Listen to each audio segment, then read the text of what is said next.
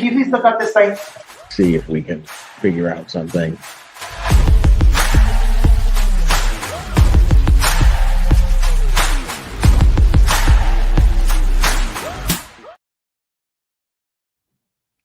Hey, Saturday afternoon, Saturday night. Move my chair a bit closer. I moved a comfier chair in because I think this is going to be a long one. Well, I'm hoping so anyway. I've got Judge DeSanto. I've got another Sov-Sit-ish video that I was just watching and paused and decided it might be better to watch on the stream. And then the other option is, if people's brains are tired, we can do a Am I the Rascal Reddit thing. Just going to give a few minutes for people to join. Hopefully it's showing up on YouTube because I deleted one. I had a duplicate. So I just want to make sure I've done it the way I wanted to. Yeah, it worked. Thank goodness. I was super worried that it wasn't going to. I also added some new music. Let's see.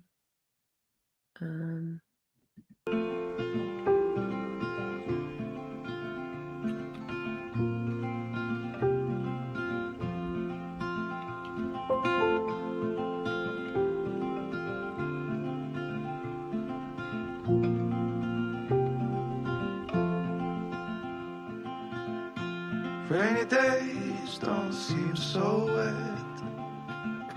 Stormy nights don't stay. From the moment that we met, you were worth the wait. Oh, this could be the best thing that I'll ever know.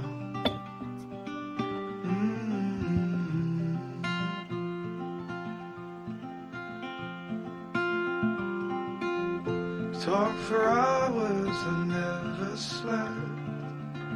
Two silhouettes on the concrete stairs. You were working. We watched the sun as it slowly crept from the horizon to the place we met. Oh, this could be the best thing that I'll ever know.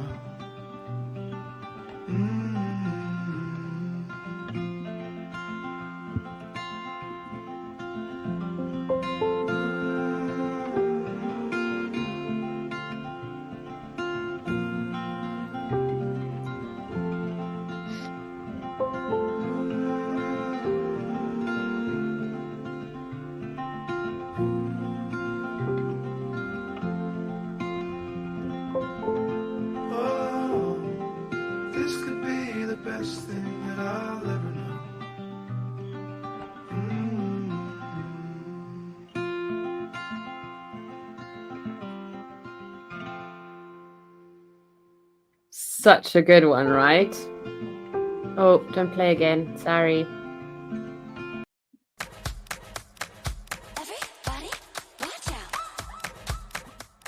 Just let this play while I find the video that I was thinking of.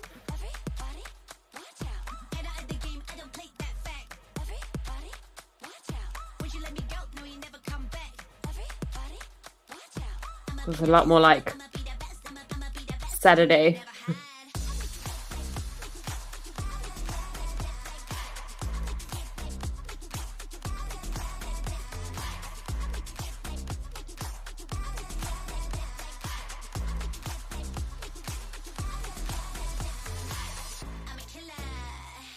Where did I put this?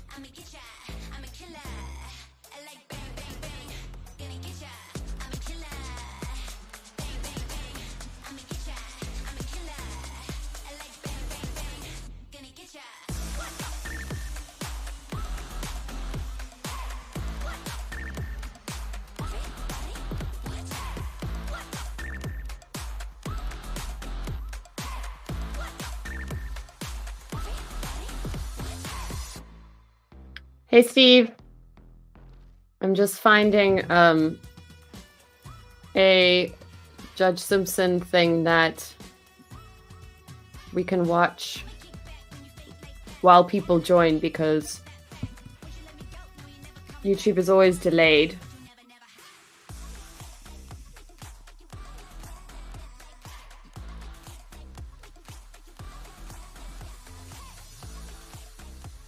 Okay, so I said around 6 hours 50. 6 hours 50. YouTube needs to get bookmarks.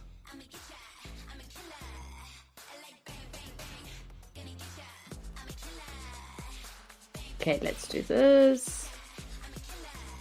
Share this tab instead.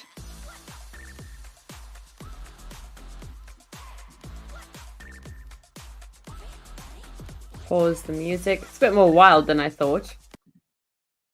Okay, there's going to be a cute baby moment. Oh, do you remember we saw the lady who, was it last night? We saw the lady who had been in hospital. She came in with her husband and she had sorted everything out. This is her.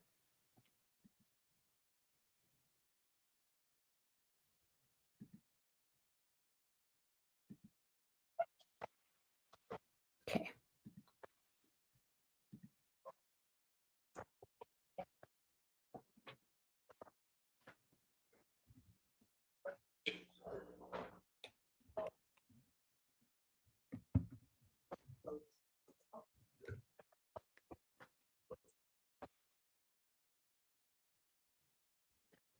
My timekeeping clearly isn't that good. Did I say 6 minutes or 6 hours 50?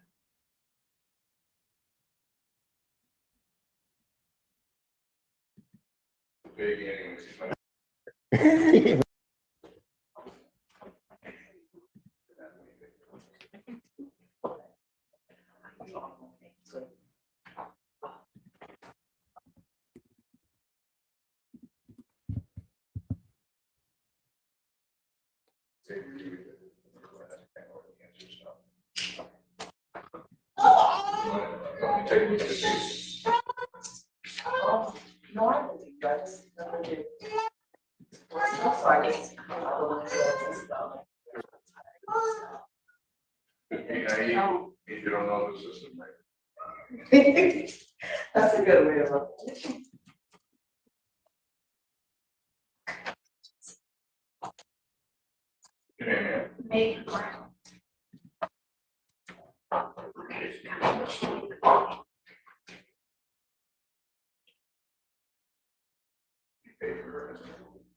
That's a lot of noise.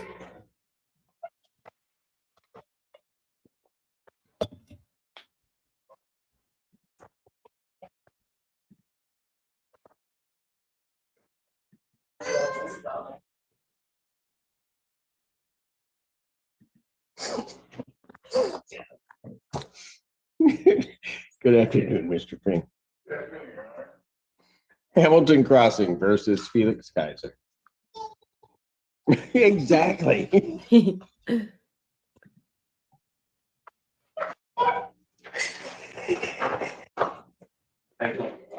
I'm doing great. How are you?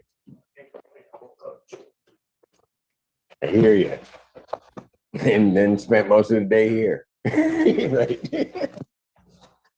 All right. What are we doing on this case? And what is owing? Is there not being a case, Judge? Yes, sir. We'd like to adjourn. All right. You have any problem with that, sir? May 17th, 2024 at 12 noon.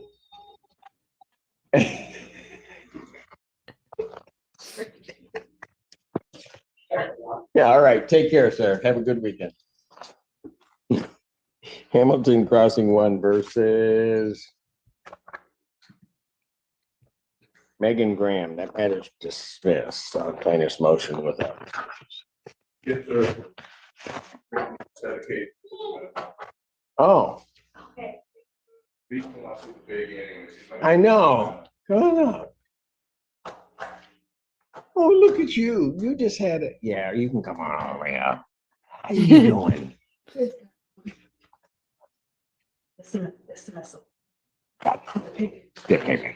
How you doing? She said, no, she doesn't want to talk. What's her name? Parker. How old is Parker?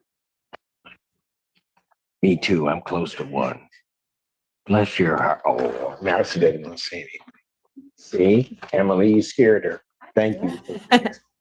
Yes, I do. Yes. Oh, bless your heart. All righty. You guys have a great weekend. Bye. Bye, Parker.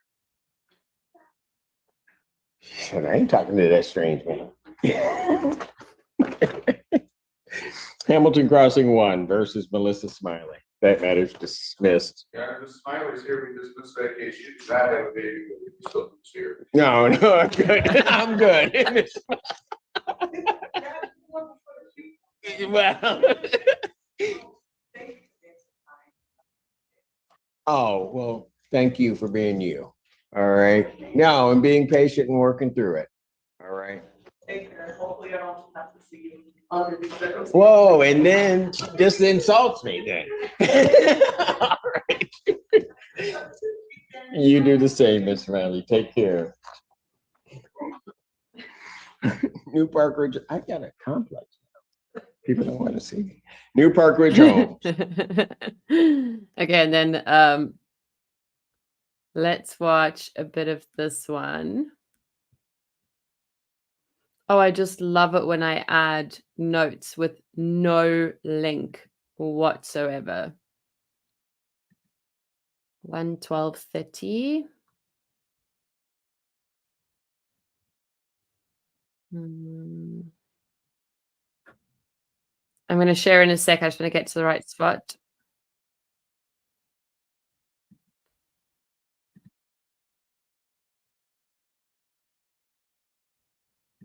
Oh, Mr. Short. I don't think. State of Michigan is now back in session, the Judge Nathan Simpson about. Maybe seated. Court does call the case of Beal Properties versus Bill Short.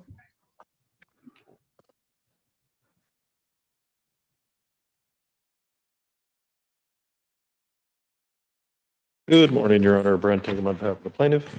All right. Yeah.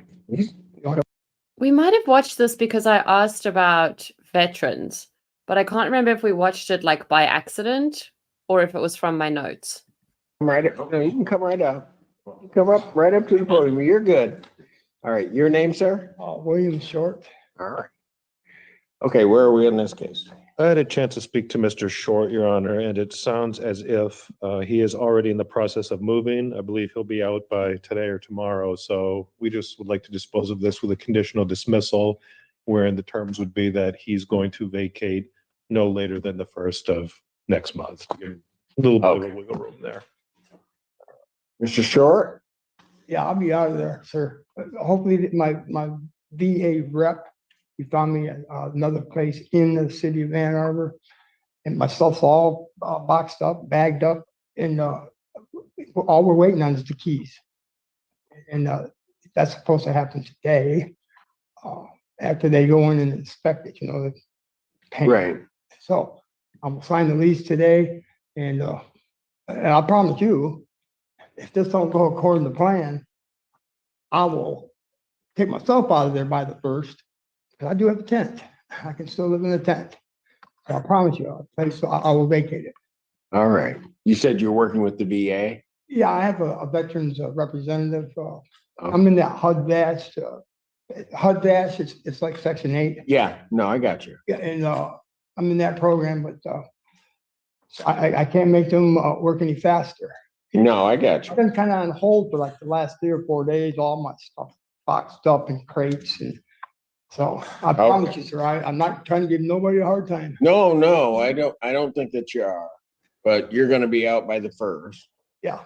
Okay. I'm hoping today, I don't have that much property, so it shouldn't, All right. So they're doing this in form of a conditional dismissal. You understand what that means? yeah, I gotta live up to my end of the, Right. But the case will be dismissed. Okay. And then if you move out and live up to your end of the bargain, well, then what will happen is it will remain dismissed. okay, If you don't vacate, I know. right, no disrespect, but if it doesn't happen, okay, then what will happen is that they can then file with an affidavit, basically reopen the case I'm not and gonna lie to then you. enter a judgment and writ, okay? I'm not gonna come in here and look you in your eyes, and I'm not gonna do that and lie to you.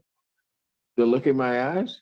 Yeah, I'm not gonna lie to you about moving. I promise. Oh, no, Mr. Short, I don't think you're lying to me at all. I just have to explain some of these rights to you and make sure that you understand that what's going on, okay? Yes, sir. All right. I don't need you to be sending that guy to my door. No, he won't go anywhere. I don't need He's that. got to be with me. All right. All right. Yeah, I've always admired you and respected you. I think you're probably one of the best in the Walton County. I really admire you, sir. Short, that means the world to me, and thank you very much for saying that. What branch of military? U.S. Army. You're an Army guy. Okay. Well, and I'll say this to you and I'll pay you a compliment. I get to do what I get to do because of people like you. Yes, absolutely. And I always am, I'm always mindful of that there are those that sacrifice, and you sacrificed and I didn't have to. And so I want to thank you for that. All right. So what I'll do, I'll indicate that this is a conditional order dismissal. All right. And I wish all the, council, the one thing that I would change in that. Sure. I'll be able to get this submitted later this afternoon, Judge. Yeah, if you get it submitted later this afternoon, it's gonna have to indicate that he's gonna have the 10 days to move. Okay. Not the first, but really the 6th. And the reason that I do that is because he's gonna be operating with folks from the VA. And I want to make sure that he's not stressed and just moving That's himself perfectly out acceptable, Judge. to keep to the end of his deal. And it's not anything he's doing, it's people a bureaucracy trying to move. Thank All you right. so much, sir. Thank you, Mr. Short. All right. Thank you. Thank you, Judge. Watching you on YouTube. I Pardon? see you on YouTube. Easy. All right, so that was one that I had to share. Yeah, Steve, the vet housing, like the fact that he is like, I have a tent I can live in. Sorry, what? Like that's not okay. Shouldn't be okay. And just the irony of like, thank you for your service, but you need to get out. Like wild. How close are we to the 20-minute mark? We're pretty close to the 20-minute mark. But this stream that I watched earlier today, also Judge Simpson, because I was still trying to find the beginning of, okay, hold on. The beginning of the Karen from last night. Haven't found her. I did the VPN thing, looked at the records, couldn't find it there, like when the hearings were. I did find the beginning of Tedler, something like that. One of those two. And I'll show that. But I know that the notification's normally about 20 minutes late. So because this is a full day that I really enjoyed watching. Well, it's 3 hours. We can start at this one. Let me just get it to start. Okay. I hope it's this one. Let me just double check. Let me just open again. 419. Yes, that's the one. Hey, is it Dominus or Dominus? Are you South African, Afrikaans, or English, or neither of the above?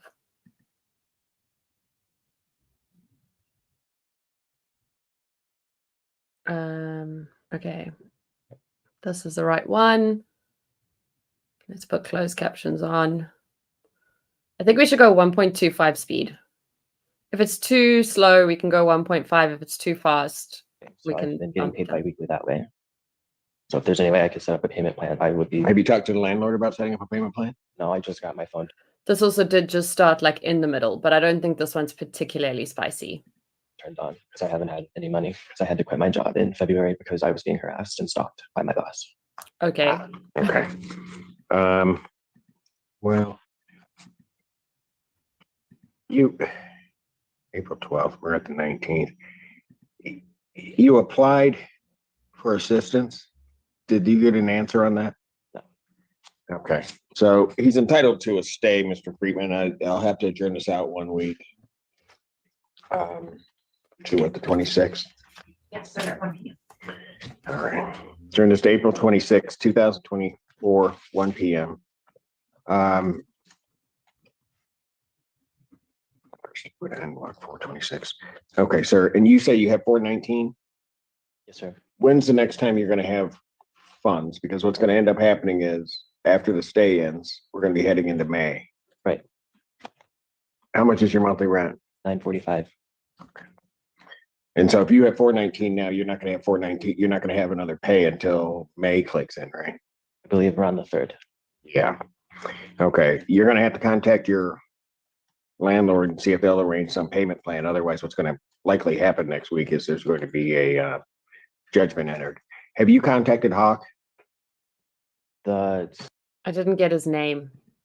no, I don't know what that is. All right. Okay, you need to contact Hawk. We'll give you the phone number and you need to call them to see if they can provide you some assistance. You would seem to be within the guidelines to get assistance. All right. The 419, since you're so close to that amount, do you have that in cash? No, it's on my card. It's on your card. Okay, I want the 419 paid to the landlord.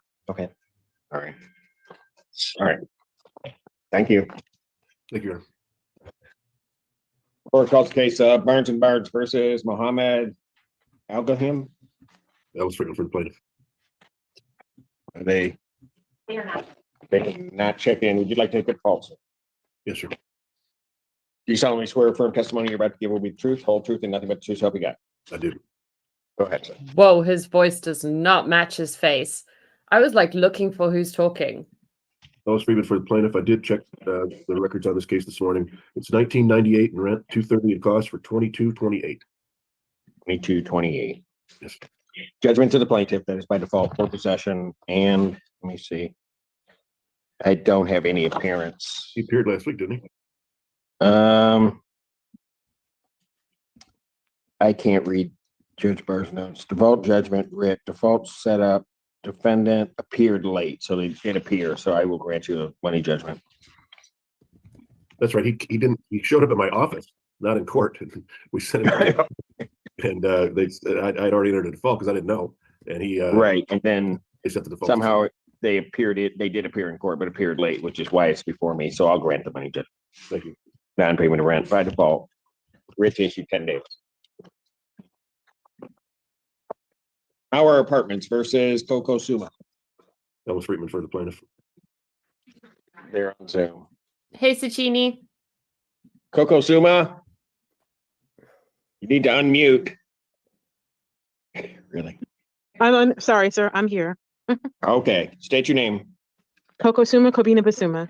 Wow. Okay. And what's the claim in this case? 3470 in rent, Kokosuma something, a beautiful name. 252.70 in cost for 3722.70.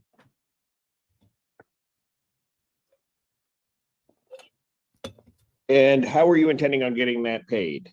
Should we bump up to 1.5 until it gets to spicy? Because a lot of this is spicy. Like it got to the point where I was adding timestamps, and then I just realized that we might as well watch the whole thing because it's 2 hours 52 and majority of it is spicy, but there are like dips in between.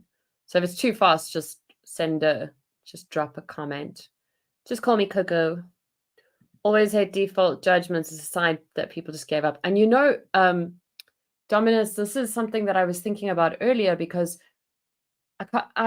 so basically, I know you're new here, so you won't have this context, but last night we watched a very Karen-esque hearing in court, and I was trying to find the beginning of these two because Judge Simpson said something about, I know the last time you were in court, voices were raised or something like that. So I wanted to find that time to see like their original fight.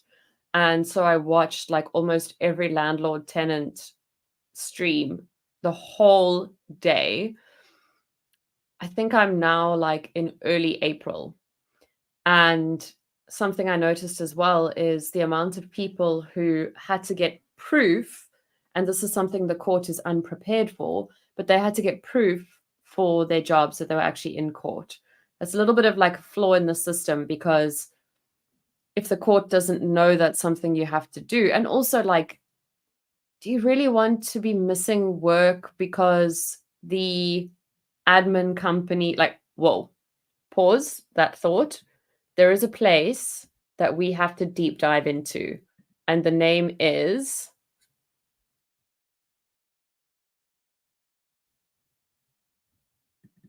Sycamore Meadows. A place like Sycamore Meadows that basically all of the admin, they have messed it up so badly. There are people who are supposedly owing $4,000 and there's no history of why. So now you're missing you're missing work to go to court. Now you have to make your boss aware that you're missing work to go to court. Doesn't look good, doesn't look like you're reliable, doesn't look like you've got your life together. And then on top of that, like if it's a no work, no pay and you are in arrears, you just can't afford to miss that time. Like, yeah, and then by default, the landlords get it. Another thing that frustrates me is like when it goes to default, the legal costs that are added on for the people not appearing is sometimes like almost on par with what they owe, which is frustrating because the tenant could have just appeared, but you don't know the circumstances, right? Like they might have kids that they have to pick up or I am working. I would like a payment plan if possible, but we can only do what you can do. Have you talked to your landlord about that? We had a payment plan arranged, but I have not spoken to her since she filed. Okay, so when's the last time you made a payment? The last payment that I made was $500 right before I was served. After that, I've just been saving because I don't know if I have to move. Yes, sir. If you've been saving, how much do you have now? I have, hold on, I can tell you, sir. I have 500, then 300. I have, I believe, 700 saved right now. I just have a note here, but I don't have, did you apply for a state emergency relief? I did apply. Unfortunately, I was not approved. Okay, so that's already taken care of. Yes, and you've sir. been denied. Yes. All right. And you said you have 700? Yes, sir. What I'm gonna do is today's 19th, 29th. You're gonna have to try to arrange something with your landlord. I'm gonna suggest that you call Hawk to see if they can assist you. Okay. But right now, I'm gonna find that there's no tribal issue. I'm gonna enter a judgment for possession and money in the amount prayed for, which is 3722.70. I will give you until the end of the month to get that paid. Okay. So I'll give you till April 30th, at least to lock the figure in. And you'll have to get with your landlord and Hawk to see if something can be arranged for you, okay? But Okay. I get the 700 to your landlord, at least to cut the figure down. I'll be back in a sec. I just want to grab a snack and just make sure that everything's fine with the cats because I closed the door. Okay. All right? Okay. So no writ at this time, sir? It would I'm be sorry? well, I'm just trying to plan ahead. I'm wheelchair bound, so I have to be able to, I don't want to wind up on the street or my stuff on the street. So if we don't come to an agreement by the 30th, I would have 10 days, correct, sir? Before Well, eviction. you have 10 days. No, Okay, you 10 have to days the now. 30th to come to some agreement and or Okay. vacate the premise, or they can file a writ, I should say. Okay, all right. Okay, Okay, thank you. all righty, thank you. Court calls the case of Mauer Apartments versus Tia Owings, AKA Teddy Owings. I think she's here. Yep, there she is. Hello, your name? T. Owens. All right. And I think last time, where were we on this? As of last week, I needed to pay $935 in order to get the funding that I was approved for. I was approved for $3,000. Tuesday, I paid $2,000. So I'm just waiting to hear back from Amy.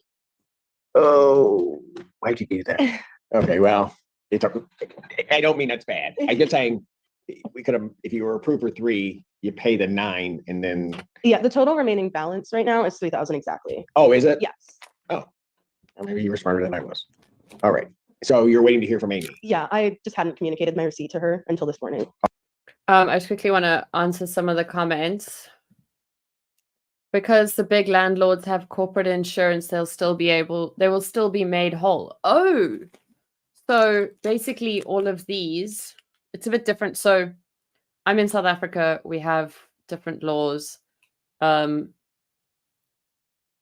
think they're a bit more holistic in some ways.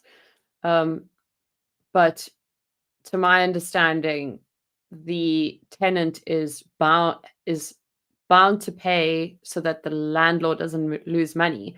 But if their insurance is paying, then that makes me even more sad, because there are people, I can't remember if it's this one or a different one I watched, but like literally breaking down because they just don't have the money.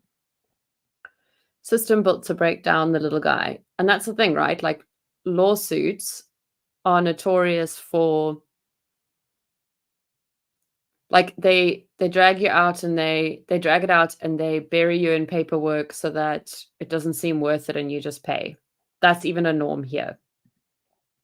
Tenant gets further in debt, and there are so many people who, I mean, by this point, let's see, I started watching about 8 o'clock last night. I must have watched on 2 times speed with a little bit of skipping the breaks here and there. I think I've watched about, don't even want to exaggerate, maybe 12 hours of landlord and tenant this last basically 24 hours.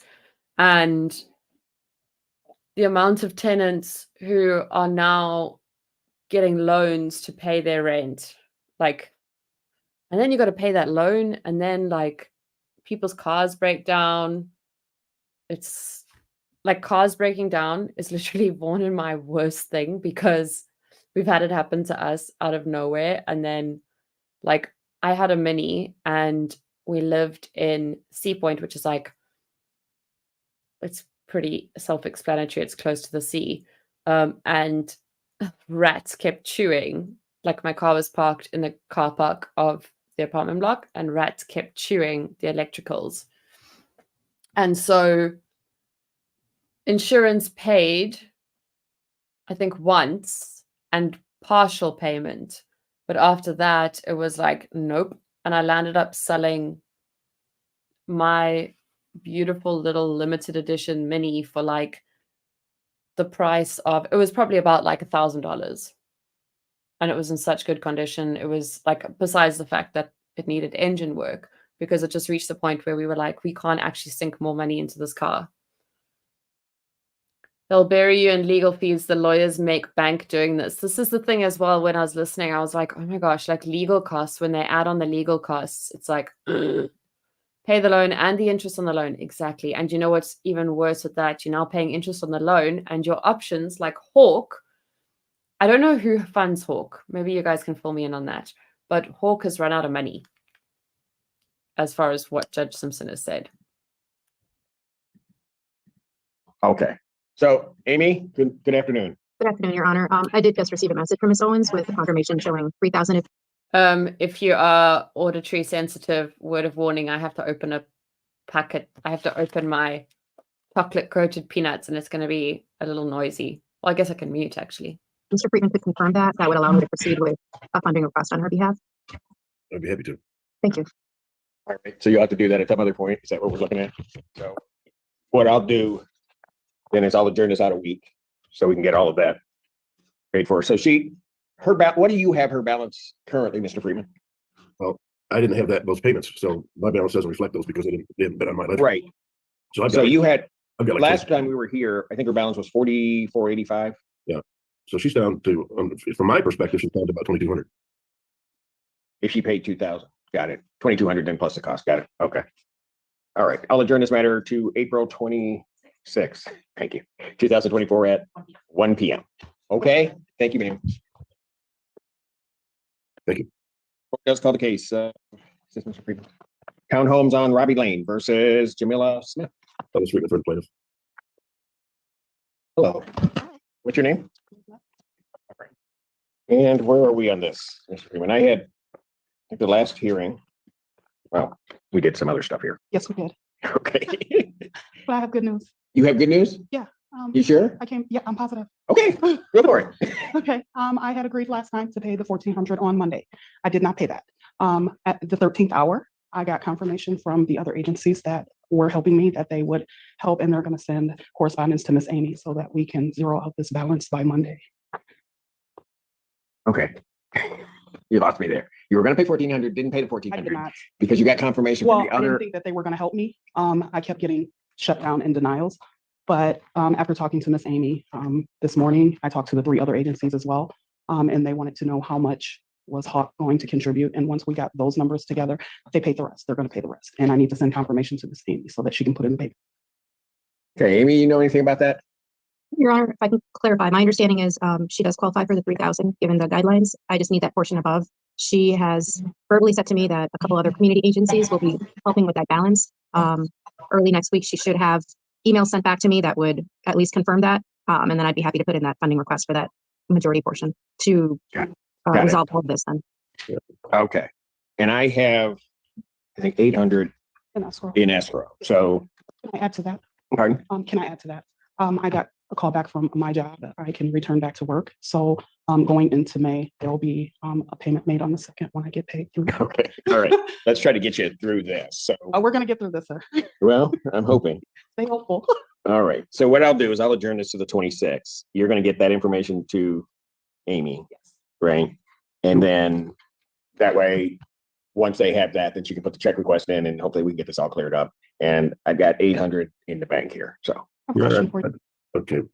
Your Honor, I was just wondering if she could put something more into escrow. I mean, I'm just kind of hanging out here. I can. I'm holding on to hold it. Yeah. What's your monthly rent? $890. 890? Yes, sir. So how much more can you put into escrow? $890 890? You can do that when? today. Today? Okay, put 890 into escrow. And then we'll try to, if we get the back balance cleared up, it looks like we might be good going forward. I have a question for you. Yes, ma'am. Because I started training, I'm actually missing a day here, coming here. So next week you want to be here by Zoom? If it's paid off, do I have to come? Oh, if everything's paid off, you don't have to be here, but you got to make sure everything's paid off. Otherwise you're going to get a judgment. Okay, well, I'll be in contact with Mr. Friedman. I call. Okay. All right. Very good. But I've set this time. Okay. And what time? 1 o'clock. Thank you so much. All right. Make sure to put that into escrow on your way out. Is that it for you, Mr. Freeman? I think so. It is for today, Your Honor. Thank you for. All right, sir. You take care. Have a great weekend. I'll do my best. Thank you. See what I Upper One mean? West versus Fantasia Allen. Good afternoon, Your Honor. Cheryl Lokoff on behalf of the plaintiff. And also Tora Snyder. Tora Snyder here. Okay, both of you are there? Yeah. Okay. And where are we on this at this point? Your Honor, it's my understanding, and if you can confirm, that the tenants have $4,320 in escrow, and their current balance is let's see, I'm trying to say this right, 4,184. So I would just request the escrow to be released. I just want to make sure that number included court costs. Hang on a second. This has gone on for a bit, so yes, it does. Escrow to be released to the plaintiff, and this matter will go away. All right, I do have $4,320 in escrow. And then what I'm going to do then is I'm going to release the escrow to the plaintiff and close the case out. Hold on. Did they say they owe 4-1 and they've got 4-3 in escrow, or did I mishear? Hey, Bug, don't stress. I've come to realize that YouTube's notifications and all of that is like almost exactly 20 minutes late. So this isn't the actual thing that I wanted to show tonight, because there was no point in starting it, and then pretty much all that whole 20 minutes of the beginning, nobody's here. It just made sense that I started with this one and then moved to the other one. You heard correct, but she was checking court costs too, I think. But Steve, then she said that is the court, that includes the court costs. So then they're $200 in credit. And surely they should get that back. In my opinion. Thank you. All right. Thank you, folks. Let that work out. Have a good weekend. All right. Arbor One West versus Jameel Hale. Cheryl Walkoff on behalf of the plaintiff. Mr. Hale has not checked in. Would you like to take it to fault? Yes, Do you solemnly swear or affirm testimony you're about to give will be truth, whole truth, nothing but the truth, so help you God? I do. Your Honor, plaintiff moves for entry of a default judgment of possession only here, rent to retain possession, $2,096, court cost $188.10 for a total balance due of $2,284.10 and a writ date of April 29th. Judgment to the plaintiff by default for possession, redemption amount, any amount requested, writ issue in 10 days. Arbor One West versus Janae Kraft. Cheryl Walkoff on behalf of the plaintiff. Grab him. Oh, she's here. Hello. What's your name? Janae Craft. All right. And last time we were here, I had 260210. And I'm showing now 1602.23. So a payment must have been made. Let's see. 2, 3. You made a payment I made a payment yesterday of $16.15. of 1615. Yes. So I don't I have have that. that information. How much do you have for payment? I show payment on the 12th of April, $1,000. And Yes, that left ma'am. us with the balance of $1,602.23. Okay, and then you made A payment of $16.15 yesterday. yesterday. Wait until the last minute. Of 16 what? $16.15, I think, and 13 cents. I have the money orders. If you- Okay, no, that's okay. Yeah, I believe you. You made the payment. So I guess the best thing to do is just adjourn this out, make sure that payment gets through. Exactly. Yep, I agree. April 26, 2024 at 12 p.m. Okay, and if you're all paid, you'll be all set. Okay, thank you. Okay, thank you. I love how I told you guys this whole thing is spicy and we're 20 minutes in and there's been nothing yet. Arbor One versus Aaron Flowers. Cheryl Walkoff on behalf of the plaintiff. She's in Zoom. Hello, can you state your name? Yep, Aaron Flowers. How you doing today? I'm doing great, thanks. You. All right. This was a good one. Last time we were here, I had 2184.10. Yes, that's correct. And I Okay, know, Your Honor, Go there was a ahead. question about the defendant being able to enter the office. So I know there's some communication with my office and Ms. Flowers, and Arbor One said that she could make a payment by leaving it in the Dropbox, and I believe, I don't know what happened from there. Ms. So I Flowers, don't- did you make a payment? I have not made a payment. I did get in contact with attorney look up one of her representatives in her office. Because I was just trying to explain to her about the I haven't been able to make a payment. It wasn't just me not paying it, but me and one of the office managers had kind of like got into an argument because it was like a lot of issues going on. Like they cut the water off. It was just like a whole bunch of issues going on. Like I couldn't get inside my building. They keep locking the doors. They cutting the water off. They not communicating anything. And we got into like an argument or whatever like that. And after that, she locked me out of my account and she banned me from the office. So I can't go into the office. So my whole thing was like, it wasn't, communicated with me how I was supposed to. All right, You know. all right, let's do this. How much do you have to pay? So the thing was, that's why I wanted to speak today. I wanted to ask because Attorney Loftus sent me a ledger and it was just showing me like the breakdown of everything that, just a breakdown. And I saw that they had applied late fees and I kind of was trying to see if there was a way for those late fees to be taken off, being that it wasn't my fault that the late fees were applied when they locked me out of my payment website and they banned me from the location. So I just wanted to see if those could be taken off first before. Then I wanted to get in contact with Hawk because I'm kind of upset. They want me to yeah. I just want to talk to Hawk first. Okay, Ms. Flowers. That didn't answer my question. How much do you have to pay? No, that's what I wasn't paying today. I was going to get in contact with Hawk. Okay, so you don't have anything to pay. Not today, no. Hmm. Your Honor, matrix- respectfully, if the assistance hasn't been applied for at this juncture, I don't believe there should be any stay of the proceedings. Is there a reason you didn't apply to Hawk before now? So the thing when I went to court last time, like last week, with Judge Barr, I was trying to explain to them the situation and everything, but it was kind of like he just said like the that type of judge, like it wasn't for that, and then I will wait and discuss all of that with you, with the next judge. Your Honor, Judge Barr makes it clear about applying for rental assistance. I respectfully disagree with that characterization. Okay. Okay. Well, so here's my problem. I thought you were going to put the money into the Dropbox because you couldn't go into the office. Yeah, so this was just informed to me 2 days ago. So I was gonna make a payment, but my the matriarch in my family just passed, so I had to send somebody for that, for like the funeral costs and everything. So I didn't have it as of right now. I paid it today. But I mean, I could put something down. Like I could put like $200 down today. The matriarch. Sorry, so like your grandmother, like what? I mean, Well, that's not going to get us where we need to be. Okay, so ma'am, here's what I'm going to do. Do you have the number for Hawk? no. All right, well, hold on a minute. Here's what we're going to do. Because I have no tribal issue in this case. And so I'm going to grant a judgment to the plaintiff for possession. And I have a total amount, let's look off of 2184.10. Yes, that's correct. So I'm going to enter a judgment for that amount, $2,184.10. And the writ will not issue until, I'm going to give you to the end of the month. So I'm going to give you a little bit of extra time.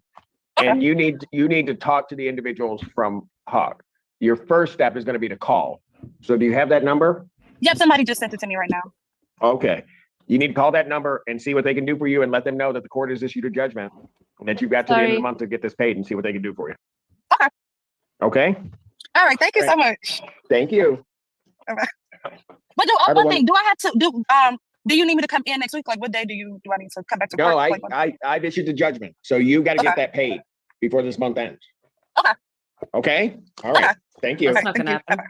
Arbor 1 West versus Bashir Abdo. That matter is dismissed on plaintiff's motion. Wait. I don't think that's. You don't think it's a dismissal? Oh, it is. I'm sorry. You're right. I'm wrong. See, I knew I was right. What'd you say? I know. Arbor. Okay, so that was the first one I took note of because my intuition is never wrong. Like, as far as I can tell. When she came on and she was like, hello, I didn't see it as friendly. Immediately, like something gut feeling-ish was like, what is going on here? Something's not right. And then she went off on that whole tangent, but she didn't have the money anyway. It wasn't that she couldn't get to the office to pay it or that she wasn't allowed in. She didn't have it. She didn't start talking to Hawk. She didn't have, like, what was she going to pay with? She doesn't have the money. Then using words like matriarch, like that, your brain is going to be like, oh, good point. Fancy word. But it's actually like, it doesn't change the fact that she was supposed to drop off that money before the matriarch passed away. And I feel sorry for her that happened and that she was also financially bound to pay it.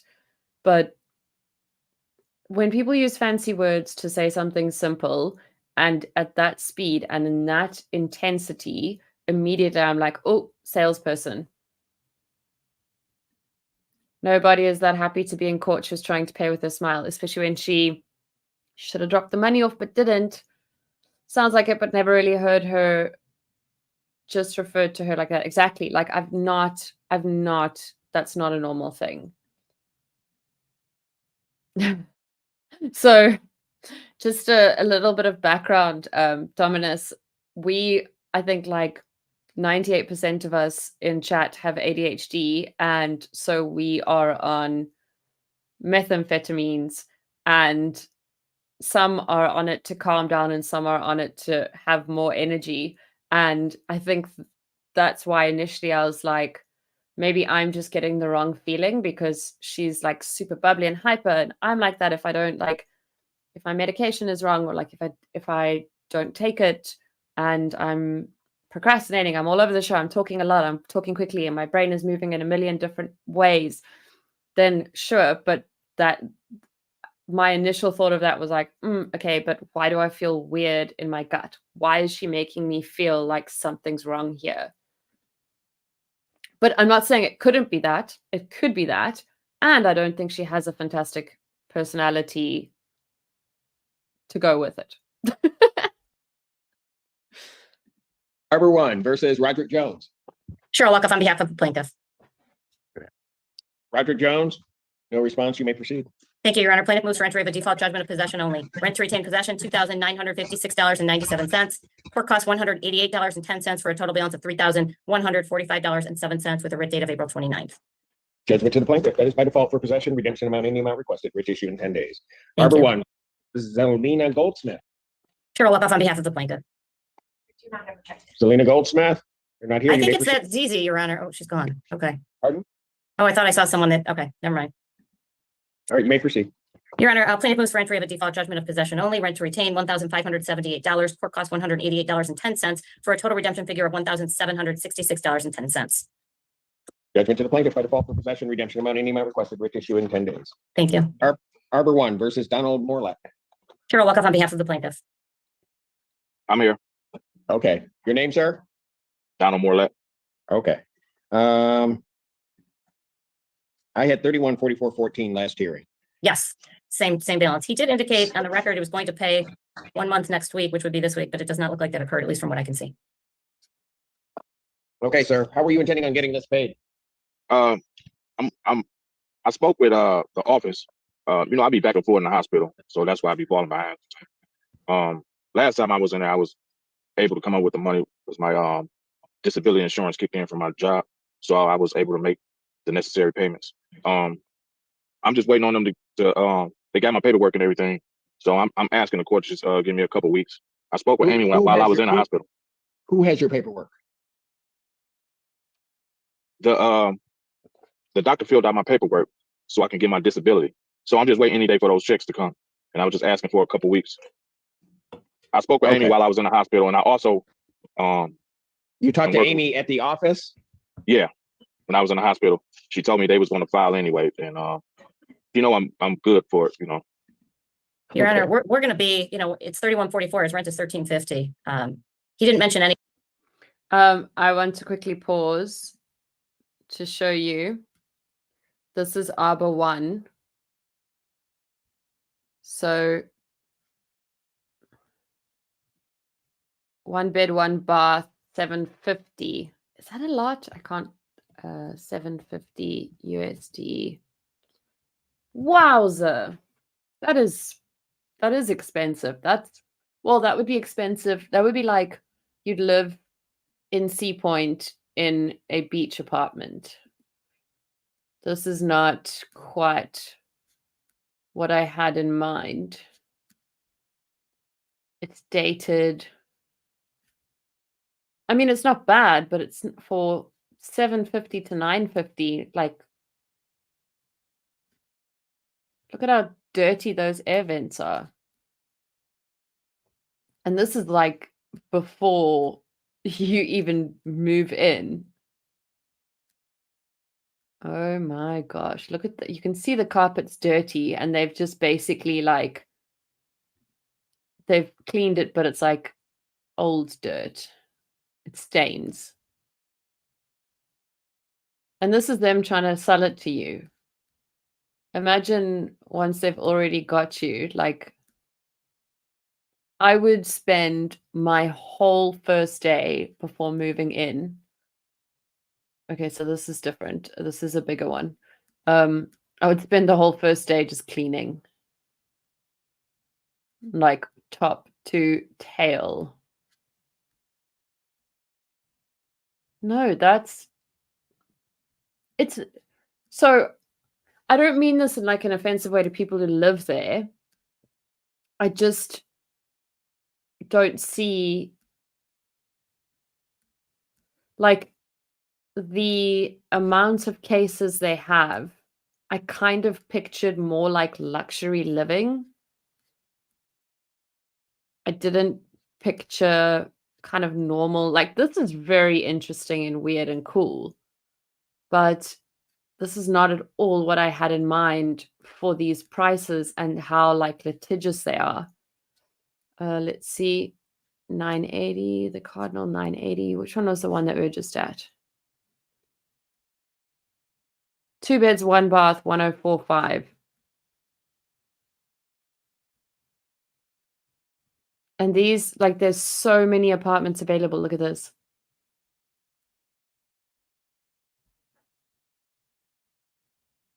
What did they say here? Pet-friendly environment. Okay, but there was actually someone from Arbor One who had a problem with their pet.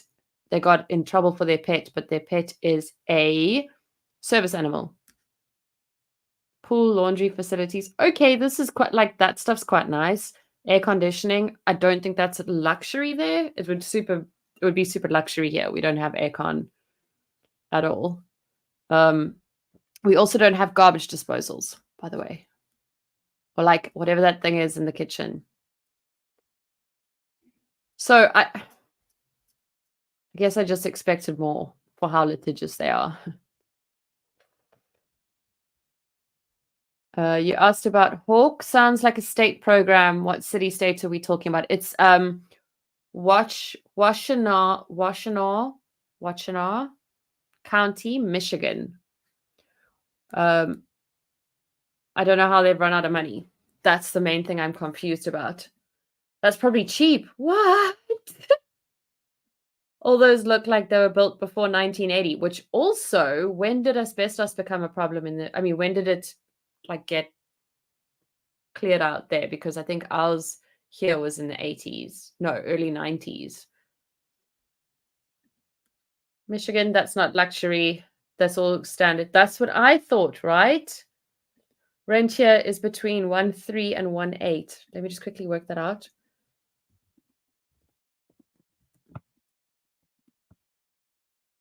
Holy moly. For like a 1-bedroom.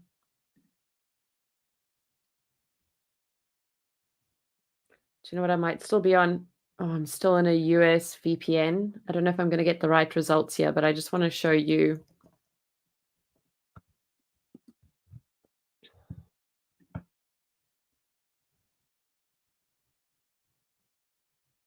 I'll share the tab as soon as it doesn't show my location. Rent. C point. Let's make the minimum price. I said it was 13.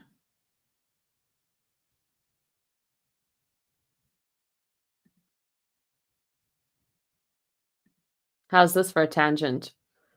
Okay, so that's 35, 49. Let's just do it as no.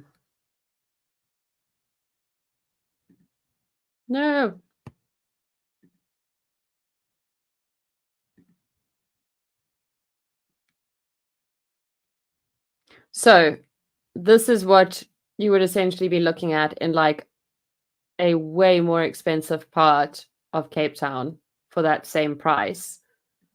Which, like, to be honest, this is shocking. I wouldn't pay that price for this. I can't believe that they have it listed for that, and it's probably been listed for ages at that price. But you're like a couple of meters from the sea.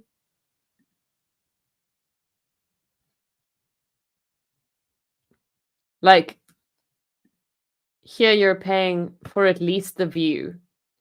You're getting a view of Lion's Head. You can even see a bit of Table Mountain sticking out there. Like, that view is worth that.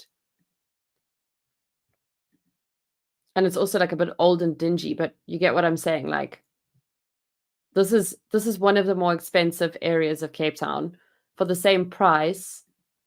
Oh, where were we? Yeah. For the same price as that, like, okay, for a 2-bedroom, that's not too bad if you were in, like, again, Sea Point, but like, I'm trying to think of what is a random.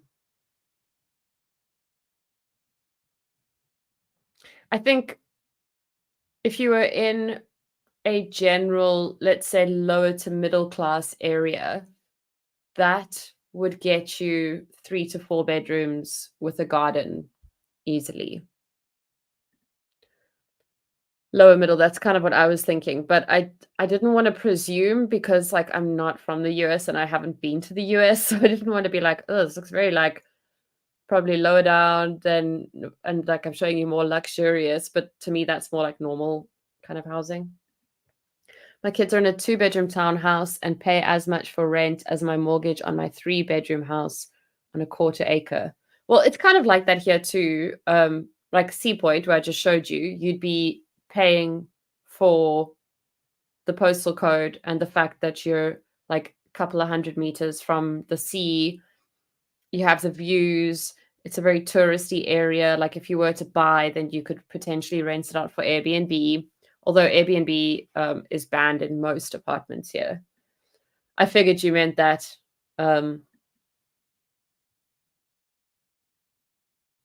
The one in this court, you probably have a view of the RR tracks, railroad tracks, and still pay that amount or more. I was very surprised because Arbor 1, I mean, Miss Lakoff, she sits there all day, right? Anyway, back to Miss Lakoff. In any of this at the last hearing, he just said that he was going to pay a month's rent this week, which he did not do. How much is this monthly rent? $1,350. Okay, and I do have a note from Judge Barr that you were going to pay that. Is there a reason why that didn't get paid? I'm back to work now, so I just had to get approved to go back to work. So I'm back to work now, but I got medical payments that's supposed to come in. So I thought they was going to come in last week for me to pay that 1 month, but I'm just asking for a couple weeks, and it all get paid. Sir, here's the problem. Maybe under the circumstances, I wouldn't have a problem giving that 2 weeks. However, in 2 weeks, the amount that's going to be owed is going to be about $4,500. In 2 weeks? Yes. Right, because in 2 weeks, your May rent is going to click in next Wednesday. Not this upcoming Wednesday, but next Wednesday, it's going to click in. And so then you're going to be up at the $4,500 number. So I got payments coming through. It's going to be a big check. So okay, let me ask you this. But for sure, Nick. Is that big check going to you get that before the end of this month? Yeah, it should be coming soon now. Okay. Your Honor, respectfully, Here's he's what already. I'm going to do. Everybody stop, because this is what I'm going to do. I'm going to grant a judgment for possession on this figure, sir. It's not going to include your May rent. Okay. I'm going to give you to the 30th to get that figure paid. So you got to get the 3144.14 paid before the end of the month. It'll be paid for sure. Okay, so I'm going to find no tribal issue. I'm going to enter a judgment for possession in that full amount of the 3144.14. You need to pay that, and I'm going to give an additional day, so you need to pay that by the 30th of April. Got it? Yes, Thank sir. you. Thank you, Your Honor. Hello, Judge. You just issued a default. She logged off, as you called her. No, I'm here. No, I'm back. She logged off as I called her case? No, I didn't log off. My phone went off. All right. I'll recall the case, Arbor 1 versus Goldsmith. I guess she You're welcome was on behalf of the here. plaintiff. She logged off, and then I don't know what she did. Okay. All right, ma'am. State your name. Zelina Goldsmith. Okay. There's $1,766.10 owed. Yes, sir. How are you going to get that paid? If I can wait until the end of the month, I will have both April. Excuse me. That was for March because I already paid April, so I'll be paying March and May by the 3rd. Okay. Yeah, okay. I get how you may be doing your math, but the $1,766, you can get that paid by the 30th? Yes, sir. All right. So what I'm going to do is I'm going to find no tribal issue. I'm going to keep the judgment in place so we lock the figure in and don't wrap ourselves around into May for the 1766. Sorry, I have to show you. This is about 1,000, just over $1,000 in like probably more middle than lower, and it's in like a normal area. Like it's a 5-bedroom house. It needs work. Like it's not beautiful as it's okay, but like you've got an entire pool, you've got a garage. Like this is 1,000, and you're relatively near to schools and crazy.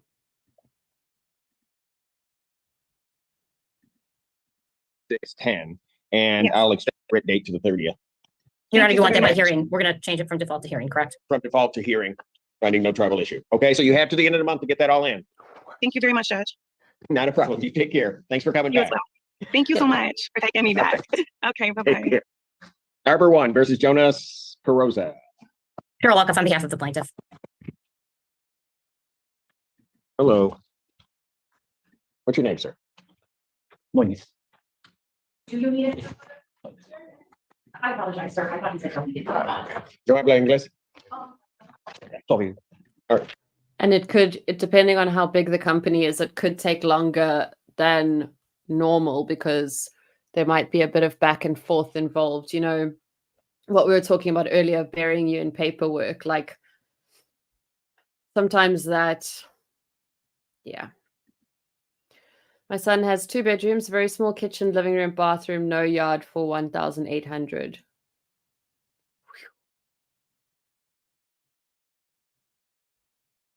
That's wild.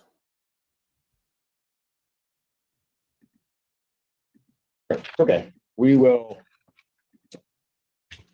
You're gonna try to order up? Yeah. All right, I'm gonna pass the matter. Have a seat. You have to- Oh, I'll call you right back. I don't know why I'm saying anything. All right. Arbor 1 versus Christy Davis. Cheryl Luckoff on behalf of the plaintiff. That matter is dismissed on plaintiff's motion without prejudice. Thank you. All right, so on the other matter, I'm waiting, Ms. Luckoff, your last matter, I'm waiting on an interpreter, so they just signed in? Okay.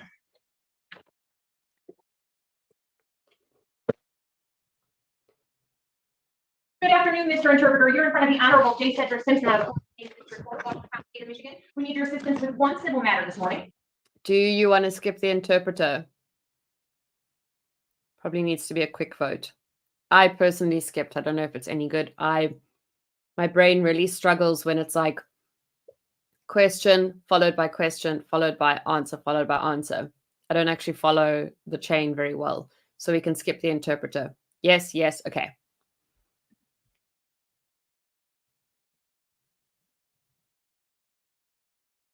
And then we have baby lawyers. Hi, baby lawyers. All right. I'm gone I know I'm gone one Friday, but yes, certainly. All right, I can't do a settlement conference in 2 weeks. I either can do, well, hold on, maybe I can. What days do I have? We do it on Tuesday. All right. So I can set a settlement conference for April 30th. Will that work for everybody? My favorite All right. name. I'll set a final settlement conference, April 30th, 2024, 9 a.m. That is a Tuesday and that is in person. All right. 9 a.m. All right. Thank you, folks. Hamilton Crossing 1 versus Felix Kaiser. I think we're on 1.5 and it feels like normal Your name? speed. Felix Kaiser. All right. Yeah. And last time you were here, there's 884 owed. Yes, sir. I have been up to DHS to try to get some help with the situation, and they said they denied, okay? They denied you. And I had to, but No, that's fine. I need about, they just okayed my SSI to cut that back on. So I would like to have to about the third to average paid. I can get that, take care. Yeah, but what are you gonna do about, what's your monthly rent? I think they, SSI helped me pay my rent, so it's about 136, something like that. $136. So, Ms. Kazari, what do you have as this monthly rent? It was recently adjusted. Market was 137 for April 7th. $7 for April, and so that's what it's gonna be for May? I don't know. Okay, I got you. Good. So you're gonna get an SSI check on the 3rd of May? Yes, they just okayed me. Yeah. Okay, so let me ask you this. Would you be able to pay your $884 plus your $7 for your rent? All is paid on the 3rd. So you can pay everything on the 3rd? Yes, sir. All right, since this monthly rent's the 3rd, we're not gonna, here's what I'm gonna do. I'm just gonna adjourn this to the 10th. I don't have the 3rd available, so I'll just adjourn this to the 10th. 2024 at 3 p.m. And dependent to pay, you're to pay that entire amount. I have it all paid. All right, you got to pay that directly to the landlord. Yes, sir. All right? I appreciate it. Your Honor, if it's not paid, we can get it done. Yes, on that date. Yes. Okay. Thank you. You're welcome. Hamilton Crossing 1 versus Emily McKinney. Hello. Hi, What's your name? Emily McKinney. All right. And I had 1335 last time we were here. Your Honor, I have 1336. Okay. So dollar got over. Okay. So how are you intending on getting that paid, ma'am? So when I seen the judge last, I filled out for the SCR and I've submitted the proof through email to the courts on Tuesday to let them know. And then I spoke with my DHS worker and she said, she communicated with CMA, they paid partial of my rent and it's based off my income. And since I lost my job, CMA sent me a packet last week that I sent right back to just my rent is supposed to be at 0. But DHS is processing my SCR packet. Hold on a sec. I just want to see. Just a minute. If this is the same one. Okay, so watch this Robert Wise. He's going to smoke while the court's in session.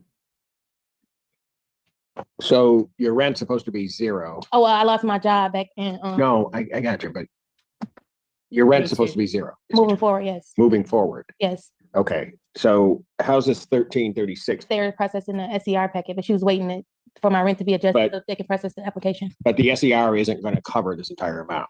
Why not? It's not what they do.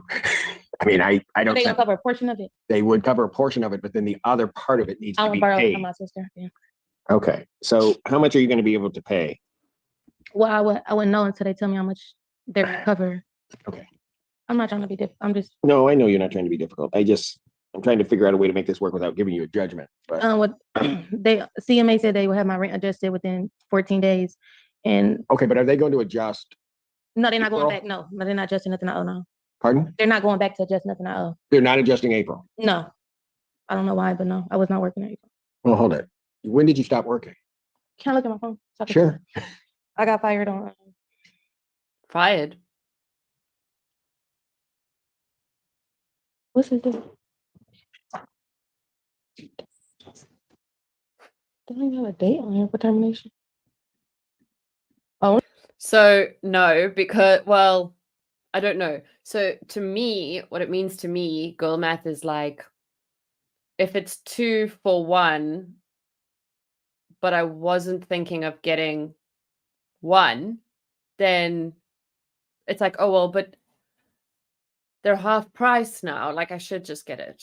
It makes sense. Like I'll wear it enough. It'll be 2. It's not that bad. You know, like where you make reasons for it to be like an investment. They can't just leave us hanging. Renee, there's 2 at the moment. No, there's 3 that I am constantly looking for, thinking about, trying to find the answers to.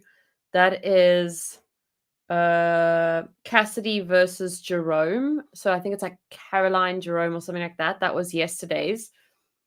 Trying to find their first one. And then there's the mold guy, the original mold guy that I really want to win this situation. And the third one is the Ockermans, which is the one that had the hot mic with the stereotypical lawyer-looking man that was like, they're bringing emotion. And then people were like, oh, we can hear you. Those 3, I'm trying to find updates.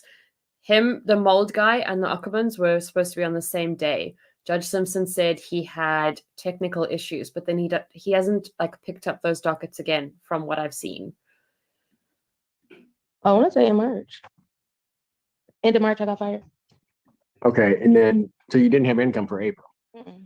So I don't know why they're not adjusting for April. I don't know either. Okay. Sure.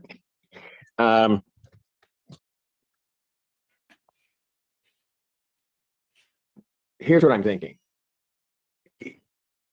At most, I mean, they may come, I'm just ballparking it. I'm not giving an exact figure. You're going to get about 500 or so from SER if we're lucky. Okay. Mhm. So you're still going to then be about 800 short. Okay. Okay. So making certain assumptions that, and we might be wrong on this, but your May rent is going to be 0. Mhm. Okay. Let's say you get the 500 from SER, right? I'm going to be 800 short. Okay. So without giving you a judgment today, I'd have to try to figure out how much you can pay because we're going to be short. Okay.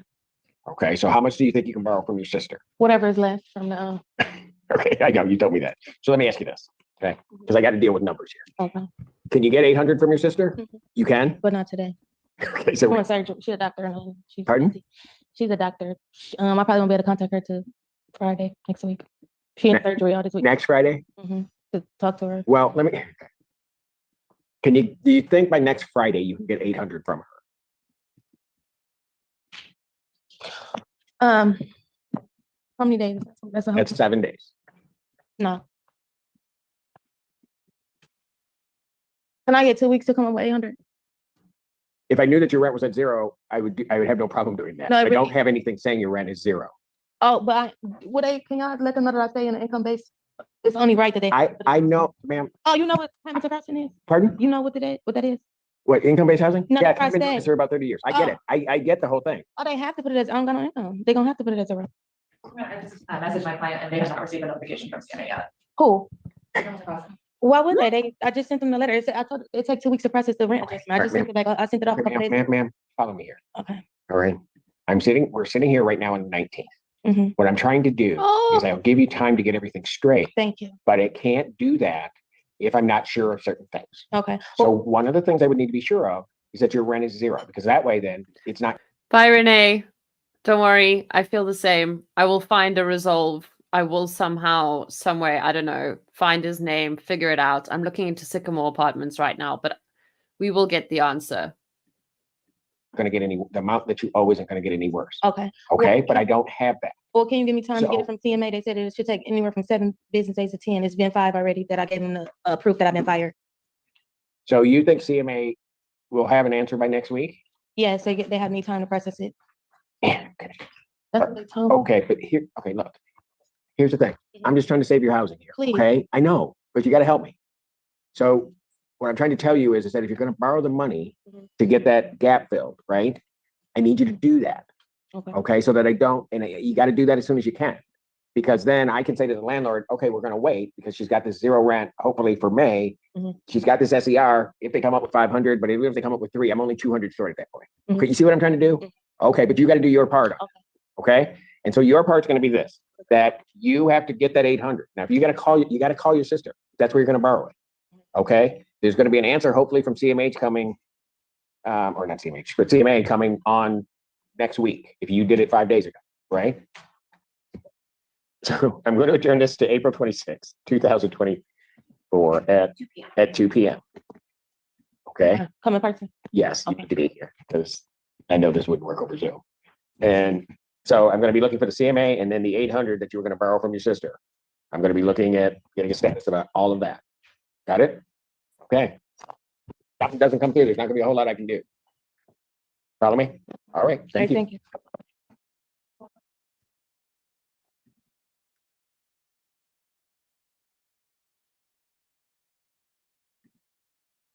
That's not going to go well. All right. Because case, Peninsula Place versus Lauren Belt. Area attorney for plaintiff. Lauren Belt.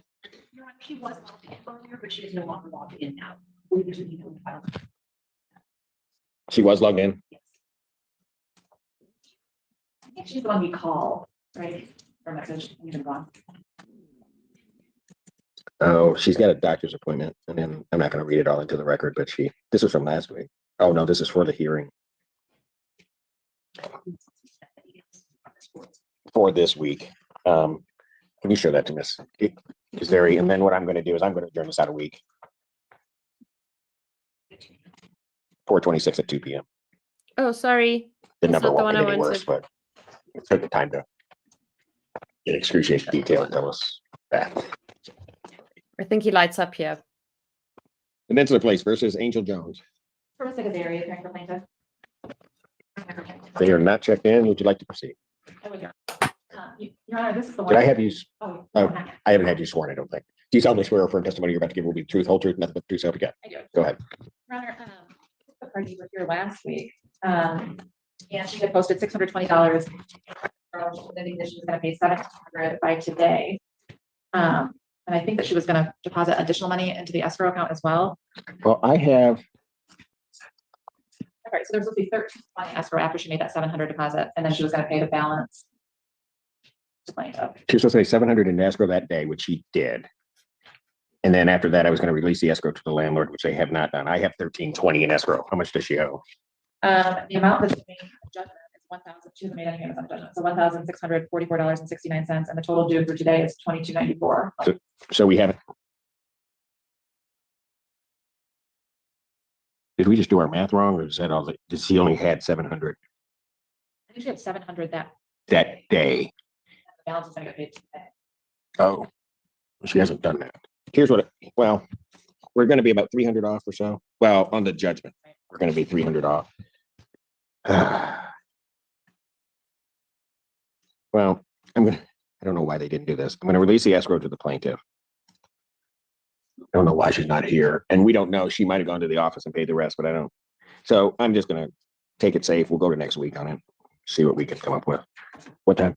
2 p.m. And we'll get the 1320 to the landlord. Thank you. Your Honor, in the event that she has not paid by the end of this day, can we do anything or? See, the stage that we were at is I deny your motion. So if she hasn't paid, I'll put it, defendant hasn't paid the balance of the judgment, then writ can issue. Then the motion would be denied, writ will issue. On Monday or? Yeah, on Monday. So you'll have to let us know and then we'll, because the writ is in the file, but I'll still keep that date in case she does pay, because then we got to try to clean her, the rest of her thing up. Peninsula Place versus Brianna Fisher.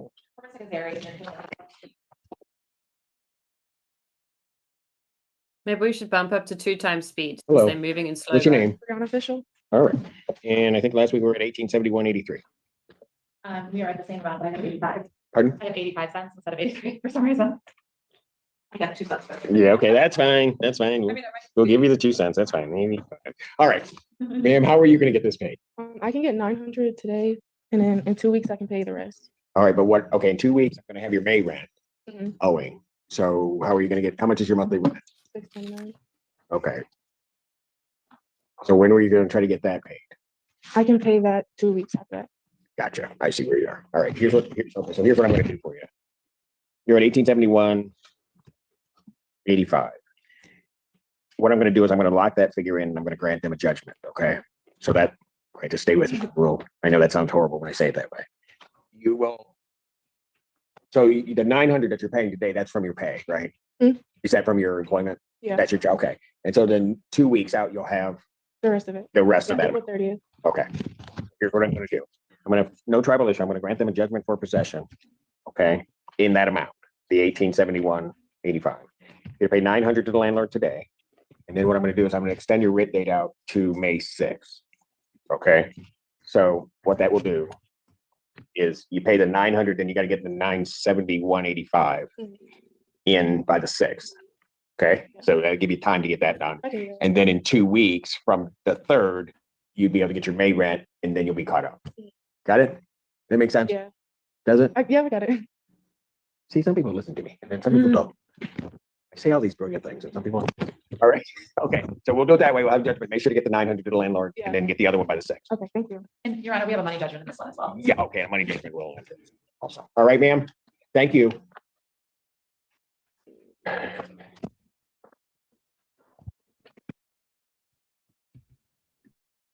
Courthouse case of Peninsula Place versus Destiny Jenkins Jones.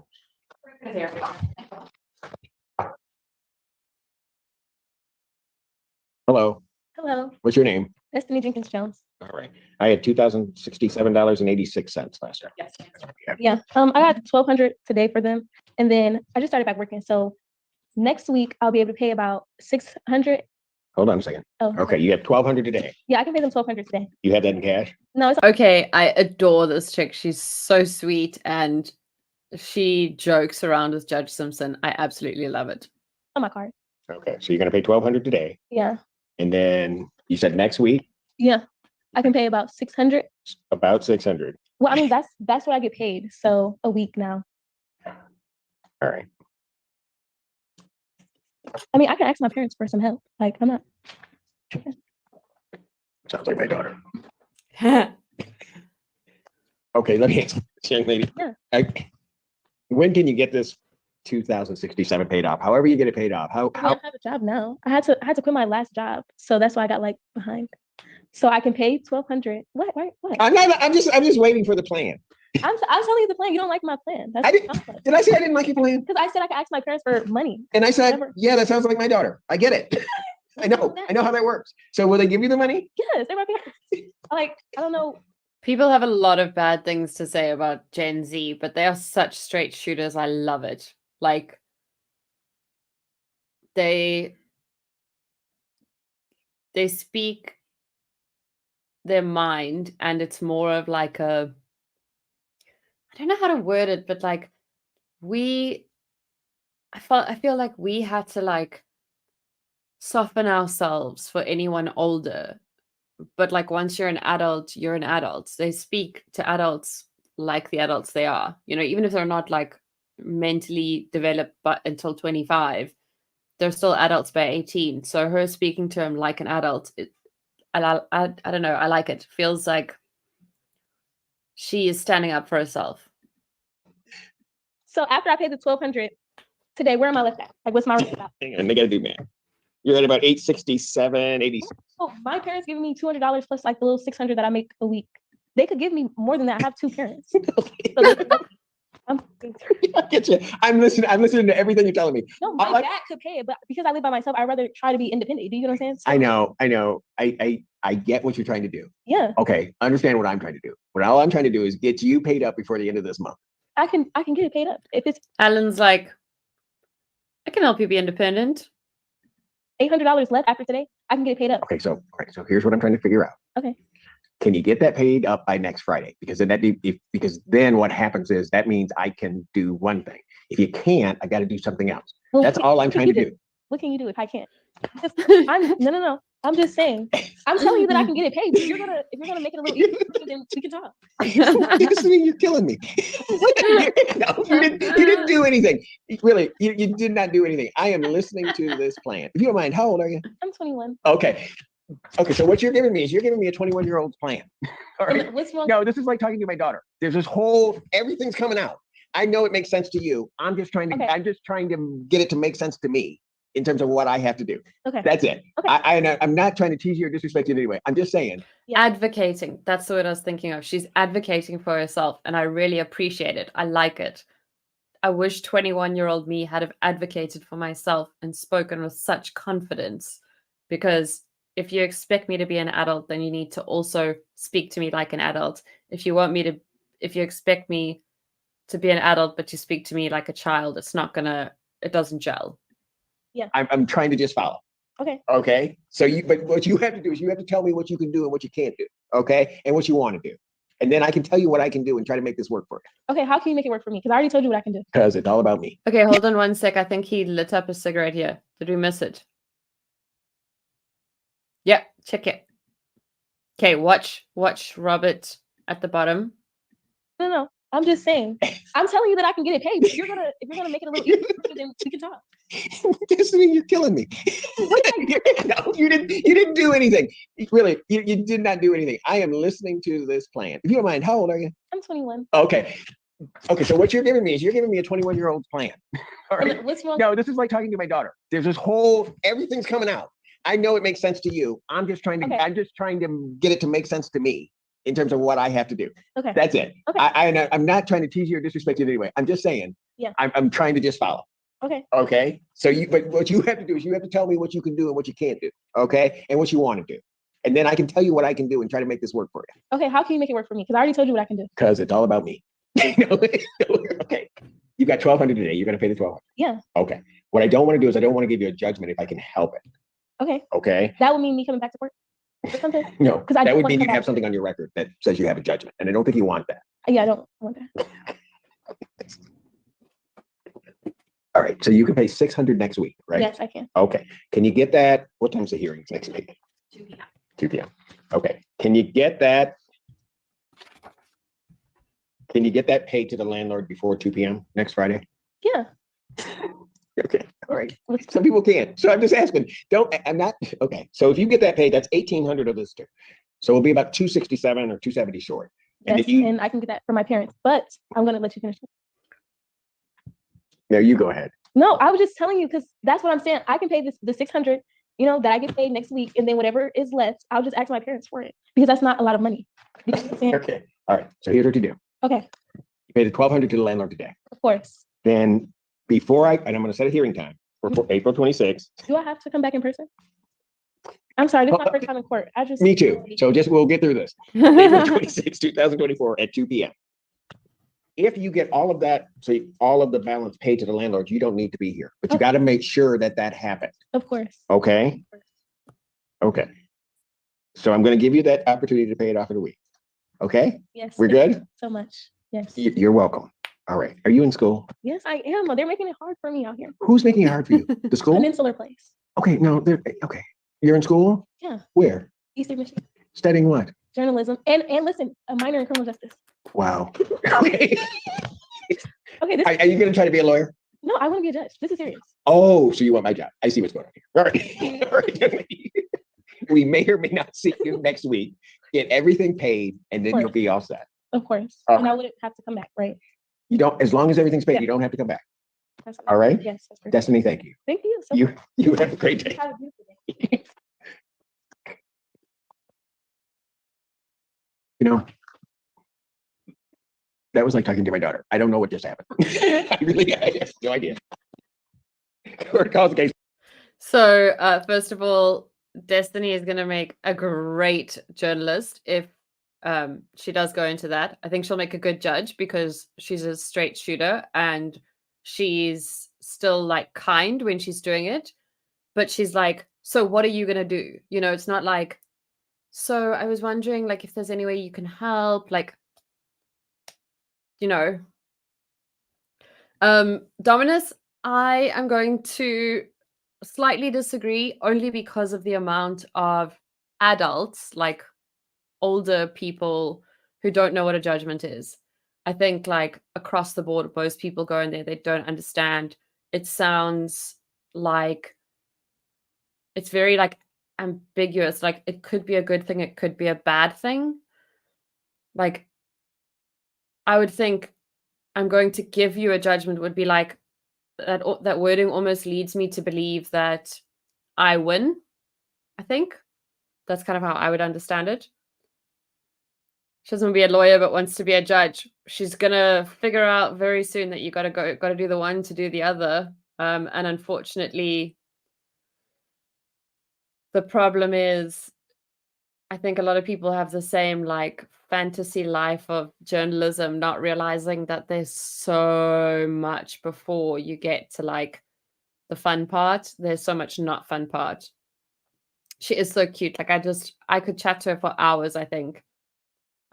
This is the exact kind of person that I would love to mentor in journalism because she's going to tell you if it's not for her. And it's not an easy job. And newsrooms are, everyone's blunt almost to the point of like it being uncomfortable, but you figure it out quickly because things are moving fast. There's work to get done. Literally people are dying. You have to cover it. What if it bleeds, it leads. It's ruthless. Someone like that would be very fast to say, this isn't for me, and then go to the next thing. And I would prefer that to someone who feels bad for saying what they're thinking or can't verbalize what they're expecting to get out of it. So I really like that. Just skip the middle part. Yeah, I think that's about being a judge. Do you know what I thought like? So I thought that to be a journalist, all I had to do was get the degree, which I didn't do, but get the degree and then walk into a newsroom and be like, hey, I want to be a journalist. And then all of a sudden I'd go out on assignments and I'd like get to do reporting. No. There is so much in between. And I actually took like the shortcut, not studying, because I just started at the kind of apprentice stage, but it also meant that I had to work doubly as hard as everyone who had studied because I was flying blind. I loved it, but I was flying blind. And it was not a case of just like, you'll get in anywhere. It's easy. Like, yeah, you just go and do journalism. Can't be that hard.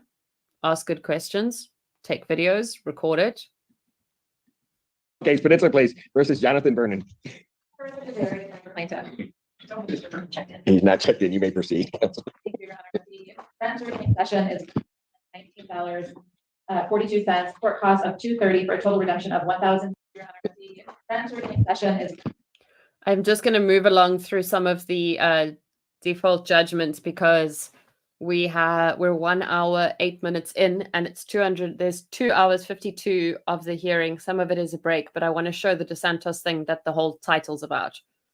$19 $0.42, court costs of $230 for a total redemption of $1,249.42. Plaintiff is requesting. Did you say 1,000? Yes, $1,249.42. Plaintiff is So do you remember when I was in Zurich and I was walking in the park and I was being very vague about a person whose channel has 3 letters that thinks they're media and they just like go and do things and fight with people outside of a court, etc. That is why you can't just start a YouTube channel and call yourself media, because it's not going to work well. Oh, that's who you're referring to as well. Yep. Plaintiff is requesting entry of default judgment for possession with the issue after 10 days. Personal. Genie. Had a second mailing. I think at the last hearing. He was. So you can find it. I was trying not to say because they tend to trolls tend to follow people who talk about it. Judgment to the plaintiff, that is by default for possession redemption amount is in the amount requested with the writ issued 10 days.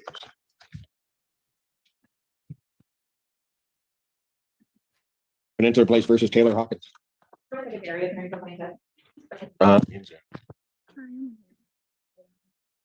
Taylor Hawkins? Yes. I see your name and I'm not hearing anything. Are you there? Yeah, I'm here. Can you hear me? Barely. Can I try leaving and coming right back? Pardon? Can I try leaving and coming back? Oh, nope, you're. I didn't delete because of anything wrong. That comment, I didn't delete it for anything wrong. I just deleted it so that the trolls don't follow. But essentially, that's exactly who. You're good now. I can start to hear you now. Okay, good. Thank you. All right. Thank you. What's your name? Taylor Hawkins. Okay. And I had 1425.36 owing last time. What are we at now? Your Honor, the balance is $550.36. Okay, 550. Even and 36 cents. Okay. All right. So there's a payment made. All right. Taylor, how are you going to get the rest of this paid? I believe next Thursday I get paid, so I just was going to use my. Oh, now you're muffled because you're probably closer to the mic. I can't hear you. I said next week Thursday I get paid, so I was just planning to pay that off by. You can pay it off next Thursday? Yes. Okay. Because you made a good faith payment and got a lot paid actually down. I'll adjourn you out to next week, the 26th, 2024 at 2 p.m. And I'll just indicate here, dependent to pay balance. Okay. And if I get it paid, Okay. by Thursday, do I have to come Friday? Pardon? If I get it paid by Thursday, do I have to come Friday or? Nobody wants to come back and see me. No. If you get it paid, I don't need to have you here. You'll be all set. Okay, thank you. Thank you. Court calls case Evergreen Apartments versus Desiree France. Desiree appearing for plaintiff. She's in Zoom. Desiree France? I'm here. Can you hear me? I'm here. Yes, Can you hear we me? can hear you. Yes. Thank you. Okay, I'm here. All right. We were at 4,000 Someone makes jokes like last this in time. There one were of them. repairs that needed to be done. Your Honor, the balance is the same, $4,032. There were issues with. That's not correct. Access. Hold on, please. Go ahead. There were issues with allowing access to inspect and do the repairs. At the last hearing, we were told that she was going to be there for the equipment on the 15th. Yes. Again, my understanding, it would continue to be canceled and rescheduled. They did get into the home yesterday and. Why was the 15th canceled? Ms. France canceled it. The 15th was canceled for me. I had an appointment to make it too. See, this can't work this way if you're going to claim that they haven't made the repairs, but you got in yesterday. Yeah, they got in to make some of the repairs yesterday. Your Honor, I can go through what the repairs were that were done. The original work order indicated there was no dishwasher installed. There was a dishwasher installed that was replaced. She had indicated there was a leaking toilet. The toilet tank bolts were tightened, resolving the leak. She indicated the master bath sink leaked. They replaced a P-trap assembly as a precaution and were not able to replicate the leak. She indicated there was a broken screen in her daughter's room. One screen was replaced before the other one could be replaced. Ms. France and asked the team, indicated that it was taking too long and indicated she would contact the office to reschedule. She indicated there was a loud bath fan. That bath fan was while maintenance was there. She also requested that the dining room bifold closet was off its track. And that was repaired with a door saver and was reinstalled. She indicated the hall closet bifold was off track and damaged. That was repaired with a door saver and was reinstalled. So as far as plaintiff is concerned, all of the work order is now closed, pending communication from her regarding the second screen installation. So it was, I'm sorry, is it my turn to speak? Go ahead. Okay, so When they came out, I had to be at neurology. They entered the home at around 9 o'clock, which was fine. Didn't have an issue with them doing the repairs. But when it got closer to time to go to neurology, I indicated that that they could return to finish out the repairs because when they installed the dishwasher, the new one, they did not fix the flooring, and then the screens have to be put back in, and then the flooring in the bathroom and stuff was not fixed at that moment. Which I spoke with the front office that same day to have them scheduled to come back out. And I also indicated When are to they the court coming that I back did out? they'll What be date out are they next coming week. back out? They'll be out. They'll be out next week What day? on Monday. Yeah, I spoke with PJ in the front office about them coming out on Monday to finish out the repairs. 22nd. So I'm going to order that the landlords to complete whatever else is there on the 22nd, 2024. There'll be, and I'm also going to order no cancellations. That's fine. And then what I'm going to do is I'm going to adjourn this to April 26, 2024 at 2 p.m. See where the repairs are. I've got 18, I've got some funds. I've got 1620 in escrow. See you next week. Okay. Evergreen Apartments versus Helena Collins. Okay, let's pause that one. We're going to go here. We're going to say share this tab instead. Make it full screen. And then before I hit play, I just want to mention that this is from juvenile court, and I have redacted and cut and all of that so that no one is identifiable. So obviously in some patches, the camera angle is only on the judge and it's not what we're used to. But in my opinion, the juvenile shouldn't have been on YouTube court streams in the first place. So basically, if that's going to frustrate you, I'm sorry.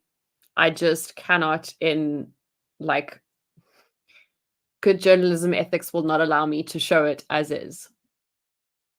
Scheduled for the arraignment pretrial in this matter and ask the arraignment. Your Honor, she would stand mute.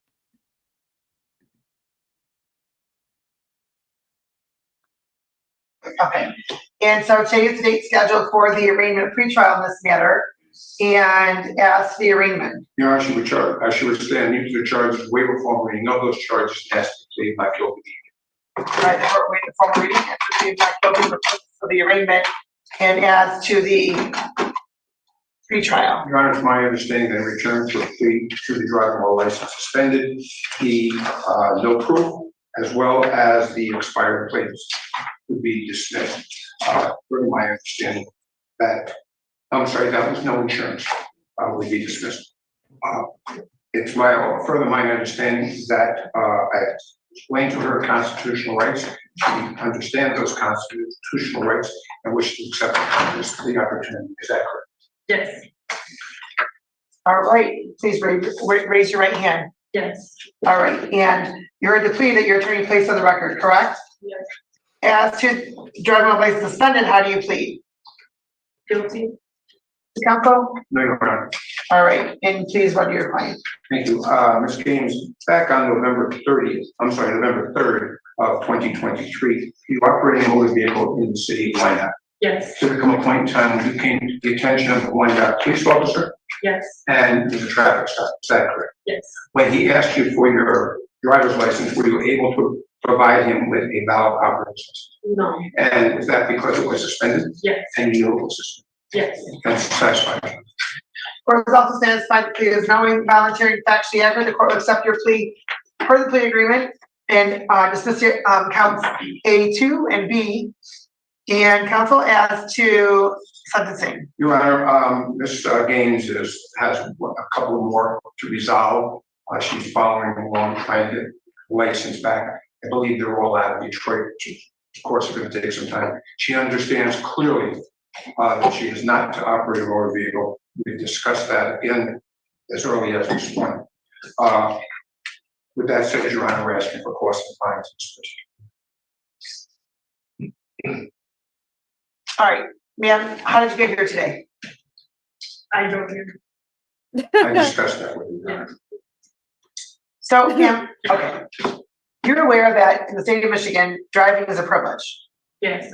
All right, it's not automatic, right? No. No. Yet you seem to think that it is. No, I won't. No. So you have a court date for driving while license suspended. and you drove to that court date. Well, I only drove because I had no other that would take me. Yeah, that is not an excuse to drive at all. You've received tickets and you haven't paid them. And because of that lack of responsibility, you've lost the privilege to drive. Yet you're continuing to drive. Are you making any alternative arrangements to get anywhere? Yeah, I am.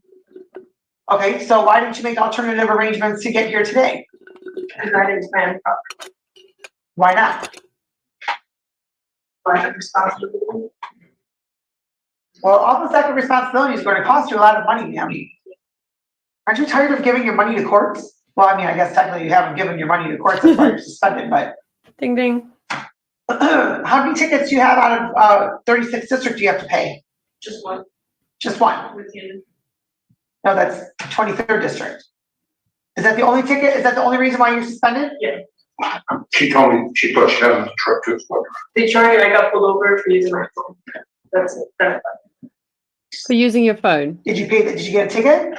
I still have to go to court for that one. When did you receive that ticket?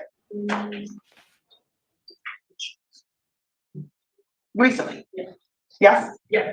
Yes? Yes, yes, sir. Okay. And so you have a court date scheduled already? Yes? Yes. And how much do you owe to Taylor? I think it was like 800. Was that for driving on suspended license? No, that was for this. What was it for? For, I got pulled over the freeway for not turning lanes, so there was a cop. Okay. All right. And when was that? That was last year. Okay. Did you work? Yeah, no, I, yeah. Yes? Yeah. Where do you work? She started the job today. That's how it always seems to work. I know. Well, she's. Okay, and how are you gonna get back and forth to work? Well, I have my mom. So why didn't you want to bring you today? Because I was she couldn't do this one. She has my niece to take care of. And she could bring your niece with her? Mm-hmm. And you could Uber or Lyft? I could Uber. Yeah, for sure. You're gonna figure it out because you're not driving out of this parking lot. Yeah. If you drive out of this I'm going to say this once and probably 1,000 times after this. Uber is cheaper than bail. parking lot, you will absolutely be arrested. And your car will be impounded, and you're gonna have a whole lot of other costs. And you for sure won't make it to work today. Right. I don't wanna see that happen, so don't drive out of this parking lot. Make other arrangements. I've advised her that already, I'm assuming and hoping that she's. All right, I do appreciate your honesty. All right, the court's going to order a $300 fine, $200 cost, crime victim assessment fee of $75, justice assessment fee of $50, total $625. So I know you're just starting a new job. How much do you think you can commit to pay per month, and what day of the month works the best? I could do 50 a month. No, the second week. 50 a month? And can you start that in May? How about we say May 17th? Okay. All right, ma'am. Have a seat on the lobby, call for a ride, whatever it is, do not drive out of here because they will be watching and you will be arrested. Make sure you get that paid off, because you don't pay that off, then you're back into the same situation. Yes. You always pay it off. Thank you, Ron. All right, thank you. Have a good day. On the record, the matter of the city of Wyandotte versus Thomas Chase, 24110. I just want to mention two things. One, the volume is crackly from her side. I cleaned up as much as I could without spending like 5 hours editing this. But it does crackle a lot, and her mic peaks, which makes it go like extra. And then the second thing is I'm going to run to the bathroom, but I will be back in a sec. Be good. Good afternoon, Your Honor. Neil Lloyd here on behalf of Thomas Chase. Mr. Chase, will you state your name for the record? Yeah, Thomas Chase. All right, thank you. Is Bailey present?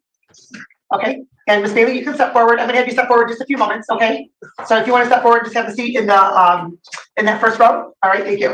All right, today's the date scheduled for sentencing on your client's plea to an amended charge of disturbing the peace. The original charge of assault and battery has been dismissed as a result of the plea.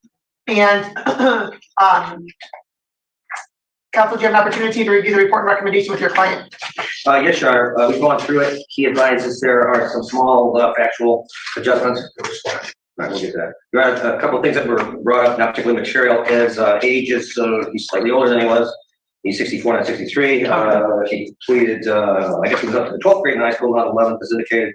And he gets a little bit less. His Social Security payment is approximately $100 less than as his report. Again, I don't think that is $963.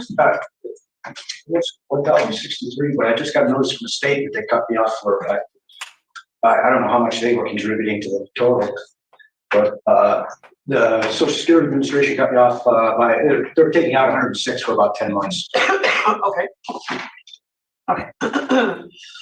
All right, and I'm sorry, any other Sorry. While you are with that, we find the recommendations of the probation department appear to be consistent with the facts of the case.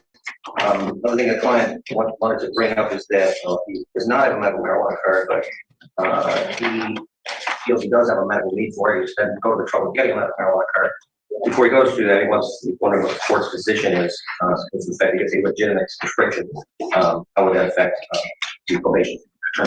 So he believes he has a use for medical marijuana, but doesn't want to go to the trouble of it, but wants to continue using it. Well, you just got, as far as I can tell, your client to admit to a crime. Well, you just admitted to a crime on your client's behalf. well, a legitimate prescription would require you to contact your treating physician. Yeah. Right? Right. And if your treating physician, somebody that has a medical treating relationship with you, with your medical history, whatever that may be, recommends you to use marijuana for medical purposes, then the court would accept that. Okay. But it has to be a treating physician or somebody that you've had a relationship with, a medical relationship with, so that they're continuing to monitor you. Just as any other medication that you get prescribed, you have regular checkups to regular visits to make sure that everything's still working. Yeah, my doctor's right across the street. I'll take care of that. Okay. He would also, just in case he would like to take an opportunity to make a statement. Yeah, I'd like to apologize. Totally out of character. I'd like to thank the court for recognizing that. I'm sorry. It's totally out of my character. I mean, it's an anomaly. Okay. All right. And Ms. Bailey is present, so I'm going to give her an opportunity to address the court. So Ms. Bailey, if you can step forward, please. Counsel, if you and your client can step over by the jury box, please. Yeah. Okay, maybe you can step at the podium if you'd like. And if you could please state and spell your first and last names for the record. Okay, and can you speak a little bit louder into the microphone, okay, please? Yes, ma'am. All right, thank you. Thank you very much for coming in today. You do have the right as a victim of crime. And what would you like the court to know? Really nothing. I really got nothing to say. Okay, and so you were working that day? Yes, I was. And it apparently was a busy day? Yes, it was. And so then Mr. Chase made contact with you? Yes. All right, did you have any injuries as a result of that? No, ma'am, just slapped me. Okay, and do you still work there? Yes, I still work there. Okay. All right. Did you lose any time at work or anything of that nature? No, ma'am. No? Okay. All right, anything else you'd like to say? No, thank you. Okay, thank you very much for coming in. Okay, and so, Mr. Chase, let me just say this. Yes. Right? We all have bad days, right? We all have bad days, and we all get frustrated if we're waiting in the drive-thru somewhere too long, whether it's Wendy's, Chick-fil-A, Tim Hortons, whatever it may be, right? But at 64 years old, or 63 at the time, you darn well know better. I agree. And you actually put your hands on an employee. I mean, you want a refund? Okay. But clearly, we live in a society where there are more consumers than there are employees. And we also live in a society where instant gratification is king. And patience doesn't really seem to exist in many people anymore. But I know you say it's an anomaly, but you have one way back in 1978, you have one. 78. Well, South Battery, yeah, that's why I say that you're not allowed to go under 771.1. I don't even remember that. And it appears as though, again, in our current society, that you know, as is typical, instead of somebody stepping in to assess the situation or assist with the situation, they just get out their phone and record. Right? So, I certainly hope, sir, that this is not something that's going to be repeated. No, absolutely not. Whether you've had a long day, a bad day, and quite frankly, if you've had a long, bad day, a drive-through is probably not where you want to go. My wife sent me, I would go. Maybe try DoorDash or Uber Eats or not that I don't have stock in any of those. Those are just the only ones I know. Anything else, counsel? Later. All right. And so the court, after hearing from counsel, hearing from Mr. Chase, hearing from Ms. Bailey, and reviewing the report, the recommendation, the court does find that the recommend that there's reasonable grounds to from MCL 769.5. The recommendation is appropriate for the most part. The court's going to order 6 months probation. You are eligible for early discharge. The court will go over that in just a few moments. You're not to violate any criminal law of any government. You're not to leave the state without the consent of the court. You are to report truthfully to your probation officer as often as your probation officer may require, in person, writing, or virtually. You notify your probation officer immediately of any change in address or employment status. Do not use any alcohol or drugs unless prescribed to be subjected to random testing. The rehabilitative for that condition is so that the court can monitor your progress in maintaining absence of sobriety. And so if you were to test today, what's in your system? I'm sorry. If you were to test today, what's in your system? Marijuana only. When's the last time you used it? Oh, yeah, marijuana. About 4 o'clock this morning. Well, okay, sir, do you recall at your arraignment that this court ordered not to possess and consume any alcohol or drugs unless prescribed? No, I didn't realize that. Yes. No. Yes, sir. You're not to have any contact with Ms. Bailey. That's phone contact, text message, email, social media, third party, anything of the like. You're not to return the Wendy's and Wyandotte at all. The court's going to order a 1-day anger management class. The rehabilitative goal for that condition is to allow you assistance in learning how to properly express your feelings and needs and to prepare you emotionally for upsetting situations. And there's been $0 requested as to restitution. Any questions regarding the terms and conditions? No. As the fines and costs, the court's going to order $500 fine, $100 screening assessment fee, $300 supervision oversight fee. That's $50 a month at 6 months. And since you're eligible for early discharge, some of that money may not be due. $300 the cost of prosecution, crime victim assessment fee of $75, justice system assessment fee of $50, total of $1,325. If you're not get that to pay today, I can't pay today. do you have anything to pay today? I don't think so, no. I can probably get some, maybe $50.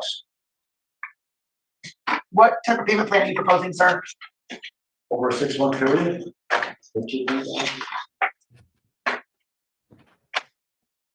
I got 50, 75 a month.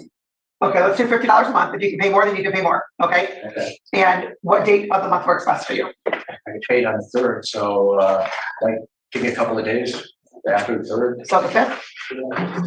Okay, we will begin on Cinco de Mayo, May 5th, actually May 6th, because that's a Sunday. All right. And as I did indicate, sir, you're eligible for early discharge so long as all the following have occurred. You've completed at least half of your original term of probation. All probation requirements have been completed. You've had at least 3 months without any violations, and all monies have been either paid full or you've made a good faith effort for making full payment. I know I went through that quickly. Probation will go over that with you I as have a well. hard time hearing. Okay, well, they'll print it out for you as well, so it'll all be in writing as well. Okay? Anything else, sir? No. Okay. No. All right. Please have a seat over probation. Somebody will be with you shortly. Thank you. Have a good day. Thank you, Ms. Haley. Okay, good. So I have 2 thoughts about what she said about filming. One, the thing is that there is a very real thing called bystander effect. And in essence, everybody believes that somebody else is going to call emergency services. So what you're supposed to do is you're supposed to look someone in the eye and say, phone 911, like look them in the eye and designate it.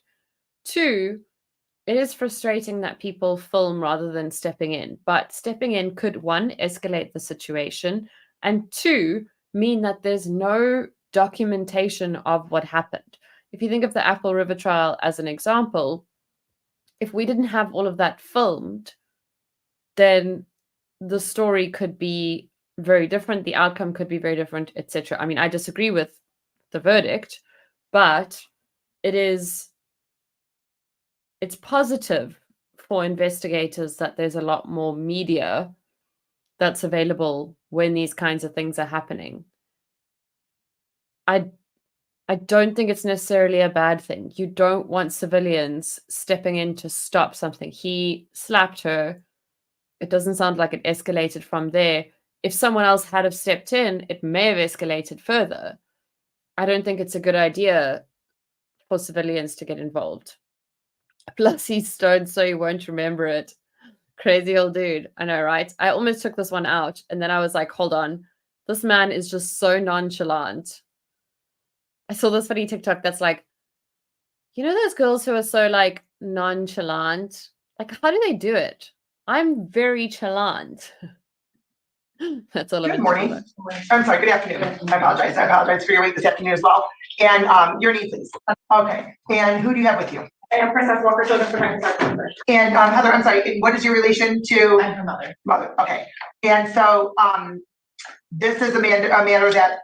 This is the one that riled me up. This is the one that the thumbnail's about. This is the one the title's about. This is one that made me download and edit this video to show other people because, man, I disagree with the judge so much here. You received a citation for education neglect, and so CPS is involved. Are you involved for some other reason, Ms. Walker? Yes, there's other reasons for it. I'm sorry, I will not be you all the way. Sorry. Yes, there was some other concerns that were going on in the home that CPS is addressing. Okay, all right. And this just happened to be another matter, and so then you're here to observe what's happening today, or? That's correct, Your Honor. Okay, all right. And so there's been a recommendation by the prosecutor to adjourn this matter to show improvement. How many days has they missed? About 8 in the last 3 weeks. In the last 3 weeks? Yes. So in one of those weeks, wasn't one of those weeks spring break? Yeah. So really the last 2 weeks, she's missed 8 days. About that, yes. So out of 5 days each week of school, that's 10 days. So she's gone to school 2 days in the last 10 days? Yes. Why is that? She refuses to get up and go. Yeah, how old are you? I'm 12. Okay. And so what is going on that you are refusing to go to school? I just get ignored all the time. I'm sorry? I just get ignored all the time. Ignored by whom? Like everybody. Basically. Right? You get ignored by everybody. I don't know what that means and why that would affect you from going to school to learn. What does that mean?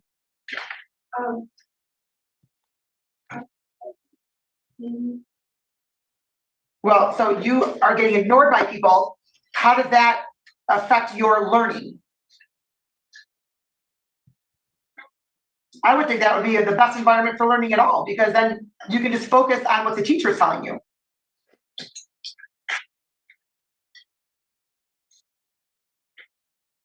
Can you please look up this way? Okay. So your mom wakes you up for school. Is that yes? We're recording you, ma'am, so we need you to speak yes or no. Yes. Okay. And so your mom wakes you up, and what do you do? Right. I need you to speak directly in the microphone, please. I like saying that and then Yeah, okay. I'm sorry. Yeah, we're recording, so I need you to stay close to the microphone and speak up, okay, please? So that I don't need to interrupt you, okay? I just like say like no and like putting the blanket over me. Okay, you have a responsibility. And that responsibility is to attend school. And to do your homework and to turn it in. You don't get the choice to say I'm not going to school today. You don't get that choice. When you graduate high school and you don't want to go to school anymore, that's your choice. You don't get a choice. You're not the one that got the ticket, your mom did. And if she continues to get them, then they turn into criminal misdemeanors. And then she can go to jail. Is that what you want for your mom? Then you need to start getting out of bed and going to school. There may be people that ignore you. There may be a lot of people that you think ignore you. They may think you ignore them also. So unless you have communication, you won't know. All right, we'll adjourn this matter to May 29th. Okay, at 2:15. Okay. Are you turning it? Are you doing your homework? I'm just scared to ask them for it. I'm sorry, what's that? I'm just scared to ask them for it. Why? They're gonna go. Yeah, here's the deal. Okay. All right, please look at me. Okay, here's the deal. The teachers want you to succeed. Because when students succeed, it looks better for them. Teachers don't want to fail students. Teachers don't want to punish students. This is unrelated to the rest of my rant, so I'm just going to pause here and say this one part. My mom was a teacher for 30 years. She did not want students to pass so she could look good. It was not that at all. She wanted them to pass because she wanted them to move forward in life, and she wanted them to do well and them to be able to achieve things. If a teacher is wanting students to do it so that they look good, they may very well be somewhere in the narcissist spectrum. They're in the business of teaching because they want individuals to learn and succeed. So start off with having a conversation with one, right? There has to be one of the teachers that you feel more of a connection to than others, right? Is that yes or no? Yes. Okay, which teacher is that? Okay, so ask them for a meeting, right? Say, hey, Mr. Say, can I talk to you after, can I meet with you after school? Right? And then do that, meet with them after school. And let them know, some of your frustrations and ask if he can help you speak with the other teachers. Right? Is that something that might make you feel a little bit more comfortable? Yeah. A little less nervous? Okay, so try that. Do you have a way to communicate, send an email or something to him? Is that yes? Yes. Okay, so when you leave here, send him an email. So that you all meet tomorrow after school, so long as the schedule accommodates that. Okay? Yes. And then I want you to send an email here to the court tomorrow after you meet to let me know how it went. Okay? Got it? Okay. If you don't, I'm gonna have you come back in here before May 29th. Okay? Thank you. All right, you're welcome. All right, have a good day. We'll see you back on May. Okay, so I literally made a little list. Let's start with the fact that she is 12 and hormones might be kicking in now, body changes, etc. She says that she has trouble waking up and she's unable to do things. She's just unable to do things. That could very well be depression. That is not treatable by just brute force. That is a medical problem of chemicals being imbalanced. She needs medical help if that's the case. Number 2, CPS is at the house. CPS is involved. So that already leads me to believe that there are other troubles in the home. That could be why she's acting out. That could be why she's struggling. On top of that, she has a fear of authority. CPS is involved. There could be some kind of mistreatment, if you get what I'm saying. That could be making these problems worse. Thirdly, you can't dismiss a teenager's, well, she's 12, turning 13, but you can't dismiss a child's need to belong. It is a very big and serious thing for them if they are feeling ignored, unseen, unheard. That is a big problem. Her not fitting in at school is something that could feel to her as bad as a grown-up problem. And that is something that will impact her for the rest of her life. All of these points, basically the child should be going to a counselor, a therapist, someone else. And that brings me to the last point, which is the judge just encouraged one-on-one time to a vulnerable female student with a male teacher. I'm not saying that this male teacher is a bad guy or that something could happen, but you just don't do that. She needs to be going to the school counselor. She needs to be going to somebody, there should be 2 people in the meeting, something like that. Like, this was just so badly handled. And the cream on top for me, the cherry on top for me, was when she said teachers are wanting students to do well because it makes them look good. That was when I was like, you do not actually understand any of this. And I think she does pretty well with some cases. This one, bad. That child needs a lot more help. Like, outside of the school stuff, CPS is involved. You know that. You need to understand why CPS is involved. Is it impacting why she's not going to school? Is there something happening in that home that is showing up on the child that is stopping her from wanting to be around friends? That's stopping her from wanting people noticing? Is someone in the house telling her that, she can't tell anyone something, that there's a secret?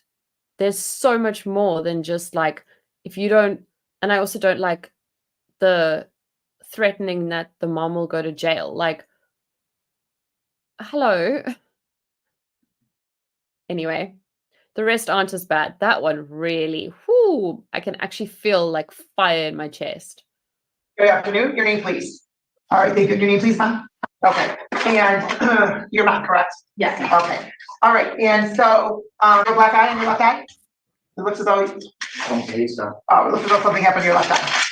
What's been going on? We have this set for review and then some things weren't done, so we adjourned it to today's date. And the court told you needed to abide by curfew, didn't I? No, I didn't tell you? Oh, yeah. I did. And have you been abiding by the curfew? No. Why not? There's no good reason for why. Well, I didn't ask for a good reason, I just asked for a reason. Your disrespect for authority, sir, is very, very concerning. Are you still participating in outpatient therapy? Yes, ma'am. Are you participating in family therapy? Yes, ma'am. And are you complying with your mom's rules at home? Partly. Okay, what parts are you complying with? Well, you answered partly. So what are you complying with? Like, some of the time. Some of the time. Yeah. That's yes? Okay. You have a number of cases, sir, and you seem to have zero respect for authority. Zero. So you're not going to do, sir? You want to just take it upon yourself to leave and disregard this court's orders, there's consequences. And so this court's going to order a GPS tether on you. If you leave and violate any of the conditions of your tether, you very well could be in jail, sir. Is that where you would like to be? No, yeah. Because if that's the case, I can send you there right now.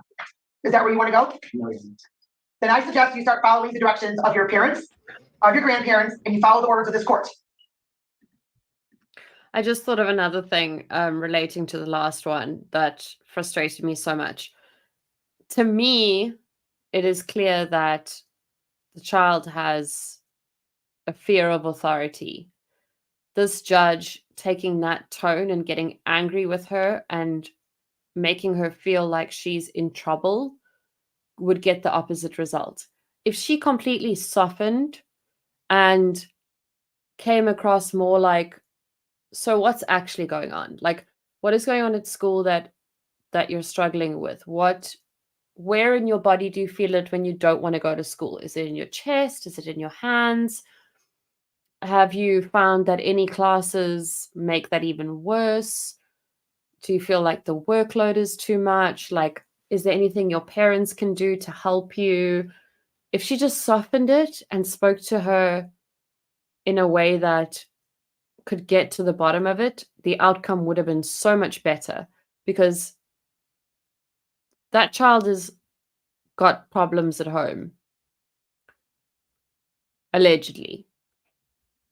Taking that tone is not going to help that. That tone with this person, I can see, like, they have a problem with authority. They seem to listen to part of what the judge says, not the other part. This tone might be what they need because their mom is very, very chilled and soft. Mom, anything you'd like to say? I don't believe so. No, I'm hoping that the tether will work. I'm at a loss myself, honestly.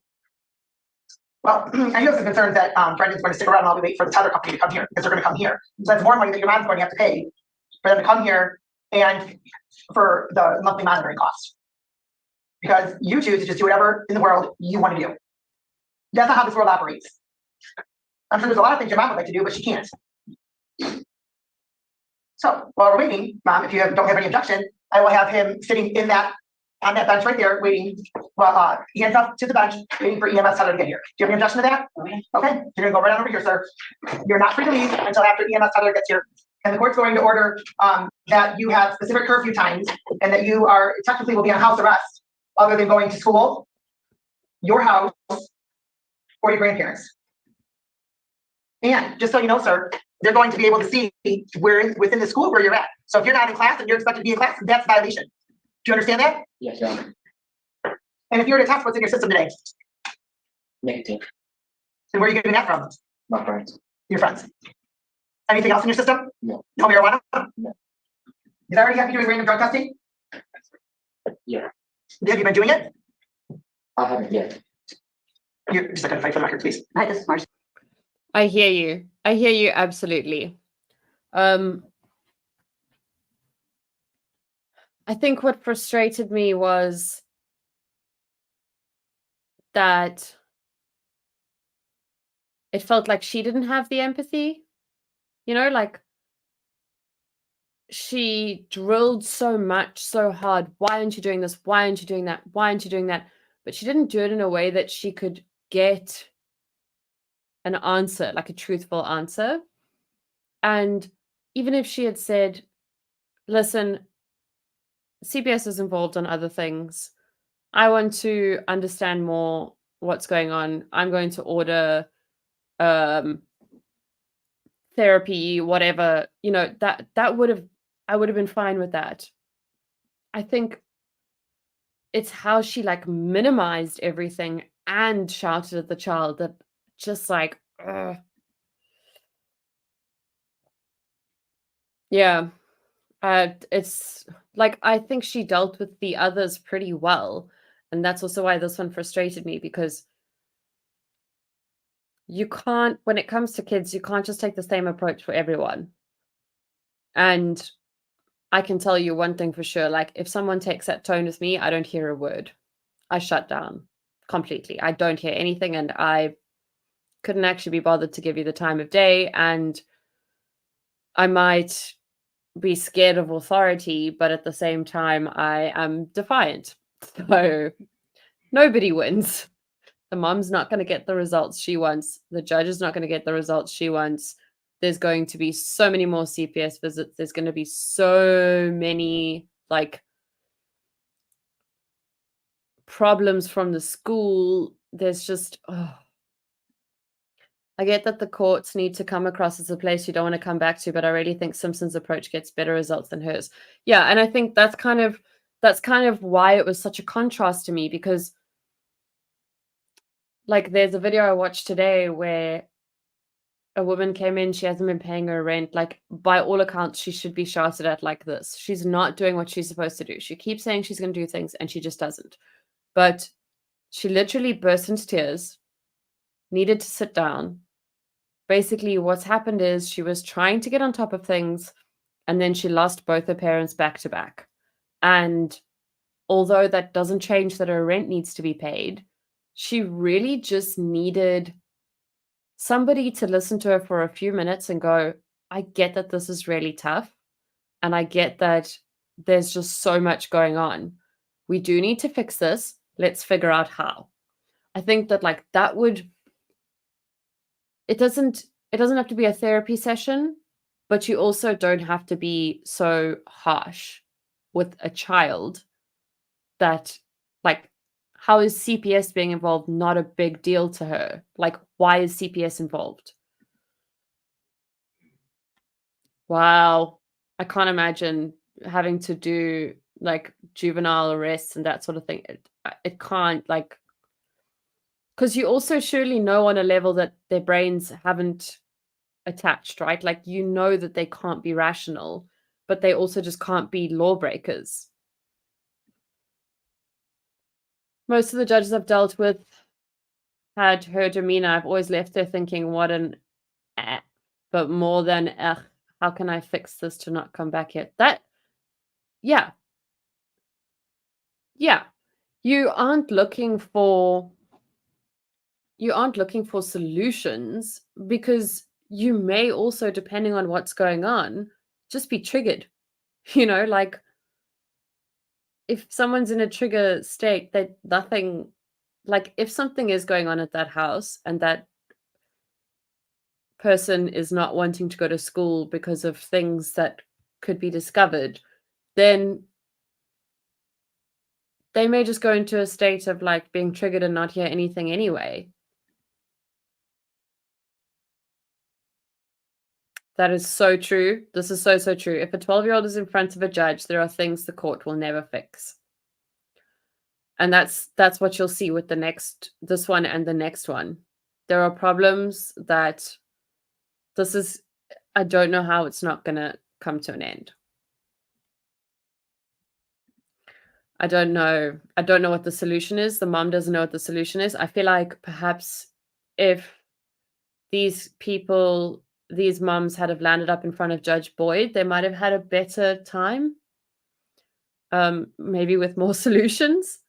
But these kids, like, wow, in comparison to missing school for 8 days out of 10, like, that's really not that big a deal in the grand scheme of things. These two, phew. Marcy Shine, I spoke with the CRMM. He showed up for one class and then left 15 minutes into it. So she didn't even get a chance to text or do anything with him. And are they able to do anything in the home, or is it only have to contact her regarding that? Okay. I believe she was supposed to reach out to me. There was a little bit of issue when she got, I guess, a new wave of kids. There was some conflict with having certain kids there together on certain days. I thought she was going to reach out to me last week. She didn't, so I was waiting till after today to know what was happening, and then I was going to reach out to her to find out a little bit more when he's actually supposed to see her now. Okay. That she had to rearrange some things. All right, so what I'm going to do is we're going to check to see if she comes into the home to do it, because I think it might be a little bit more effective at this point. Definitely. Okay. All right. So we're going to contact Ms. Heather. It might be, hopefully they can get here within an hour or two, but I don't know. It might be a little bit later than that. I'm not sure. All right. I want you to seriously think about having your movement restricted, because if you violate this, sir, that's the next step. But not out this way where you can even see all these individuals. Understand that? Yes. Thank you. If you'd like to just have a seat in the lobby for a few minutes. Okay, thank you. Or if you want to even have a seat over probation, Marcy can speak with you just a little bit. Yeah. Okay, thank you. All right, this is a matter of the city of, all right, and ma'am, you received a citation for mandatory school attendance and educational neglect. Okay, before we start the next one, Dom, this is exactly the thing. That's the trigger. Where are the damn parents? They're the broken ones responsible for the child's ish. Gets me so pissed. Exactly why I don't agree that she came down so hard on that child and made it the child's responsibility to keep the mom out of jail. It is not the child's responsibility to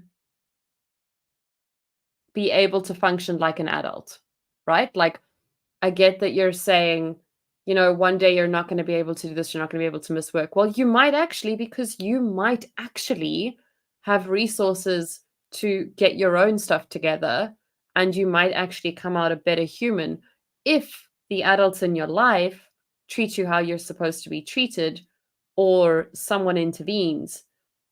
At this stage, with the courts against her, I don't see it going well. I see her landing up being super vulnerable, going down a route where somebody is just kind to her and she lands up in, like, what she's desperately wanting is acceptance. That's what she's wanting.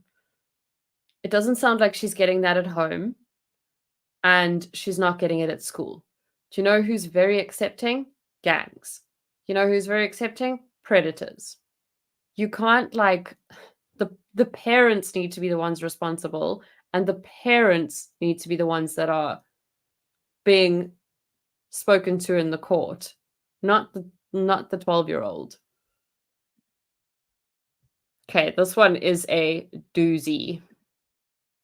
And it's also the last one. I might have to go after this because it's like 8:30 and I've been on for 2.5 hours.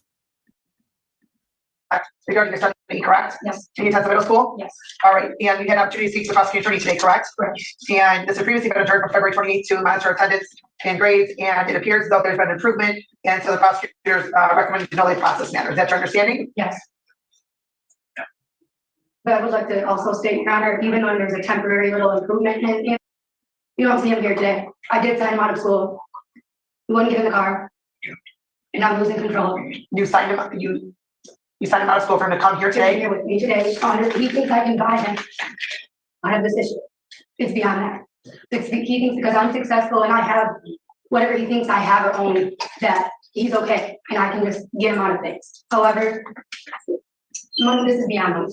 This is beyond a tether even. It's beyond words.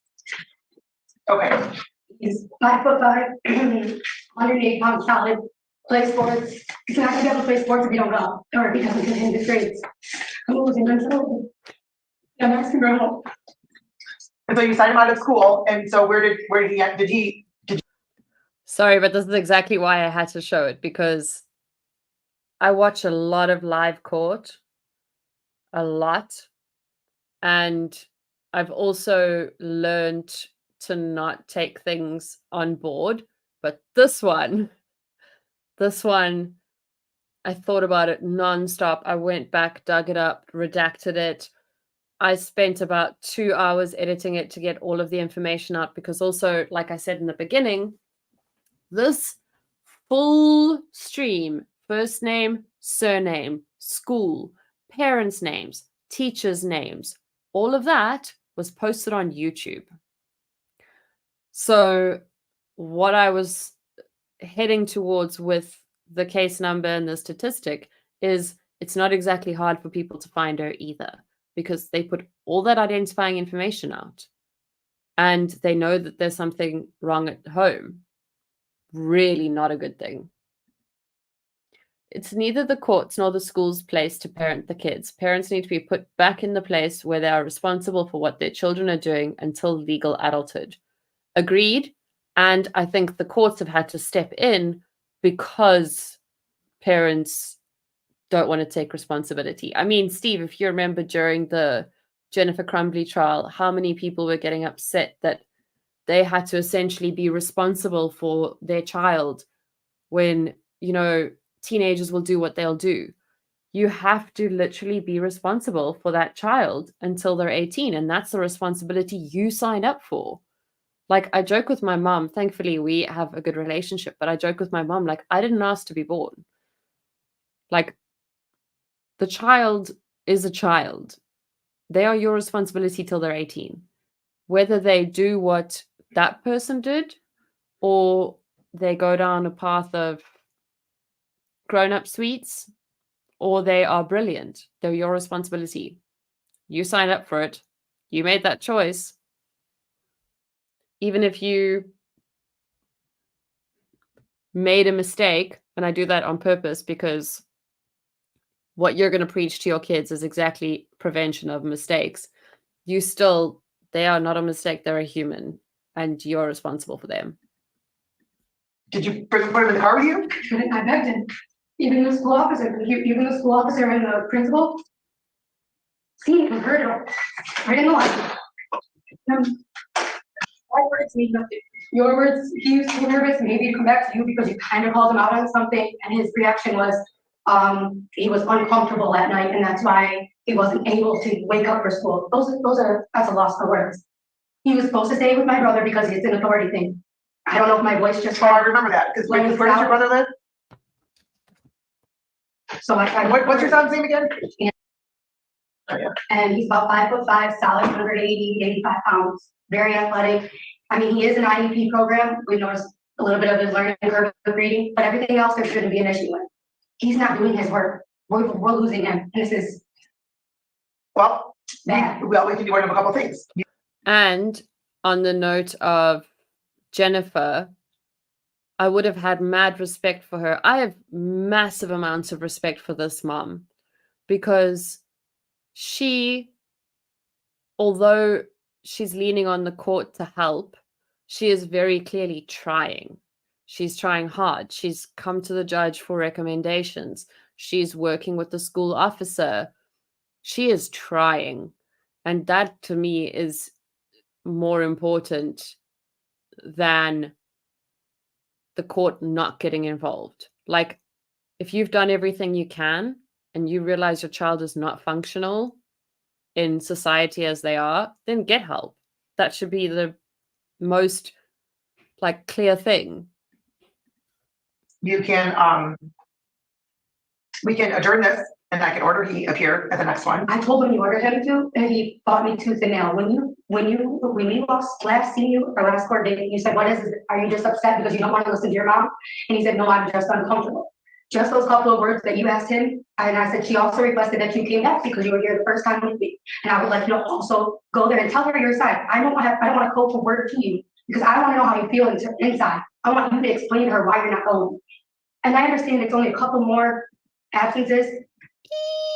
I don't like that part. I don't want you to explain how you feel inside, or I don't care how you feel inside. I wonder if that's why this kid is acting out. But that's what they're on excuse for a reason, because I'm not going to get you a letter for, there's a difference between lazy and sick. And if you're lazy, I'm not getting you out of it. And he thinks If you have ADHD and you've been called lazy your entire life when it was actually just an undiagnosed mental illness, put your hand up. Okay, there's not many of us here today, but in general, that would have been like a lot of hands up. thinks I can come here, pay a couple $100 and walk my way out. Yeah, I may be able to do that or whatever those terms may be, but you're not holding up your end as a child. You're not getting up, you're not doing. Once you go to school, you're socializing. You're doing nothing. It's like you could hand him a assignment and he turns it in with not even a name on it. And he's not just disrespecting me, he's disrespecting our name. Our last name. I grew up in the same school district. I went to the same elementary, the same middle school, and hopefully we see him in Roosevelt. But the way it's looking, this kid doesn't care. And I really hate to put this because I could get dismissed at this point. But then just to see you again before the end of the school year, because he's not going to listen to me. Oh, thank you. And I hate to go against my own flesh and blood, but I have to be honest with you, or else I'm going to lose it. Well, no, I mean, it's called tough love. And there's a lot of, and unfortunately, there's a lot of, there's a big lack of that. There's a huge lack of that in society with parental figures and guardians and parents. So, well. Judge, I'm sorry, if I may. I was in contact. Okay, I know I'm like the same age as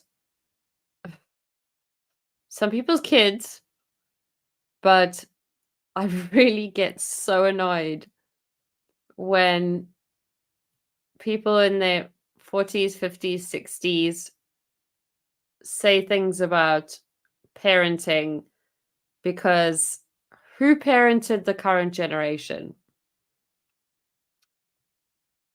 Let's take some responsibility.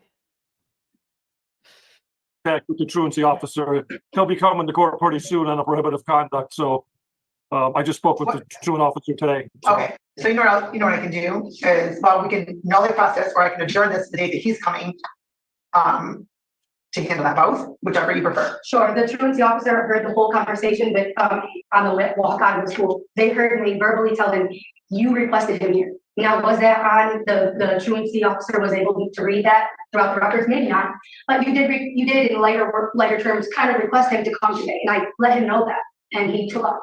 Okay, Ellie, can you see if there's anything in there, please?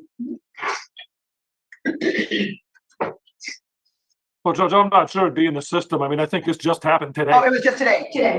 Okay. So then here's what I'm gonna do. I'm gonna make a note, because right now our some of our cases are getting out a little bit because there's so many of them. Yes. And as you can tell, our Wednesdays are very full days.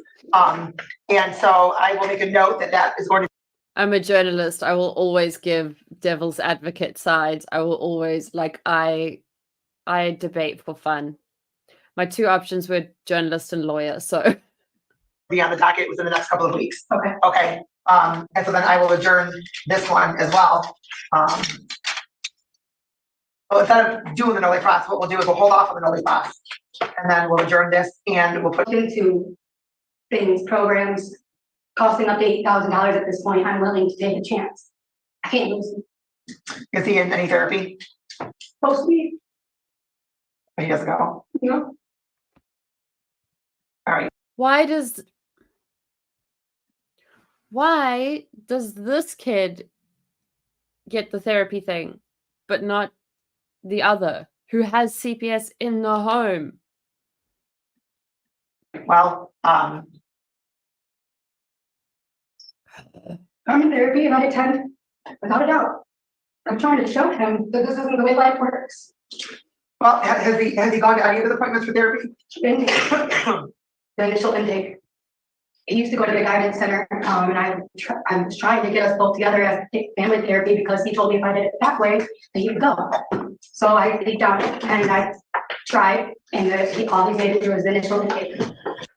Okay, so mom's very busy. Mom has a very high-powered job, lots of money.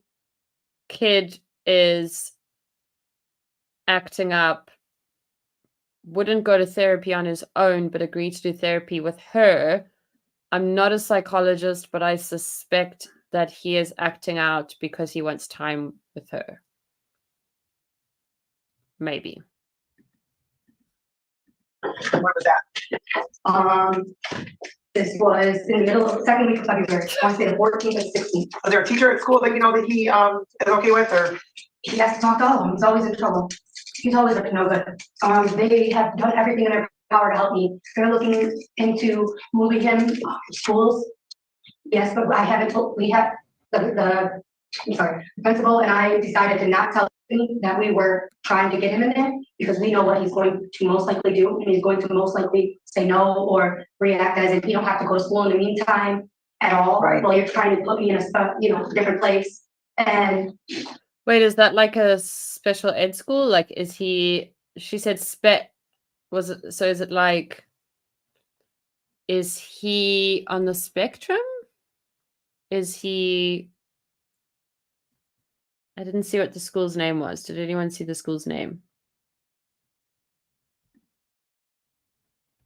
initial intake.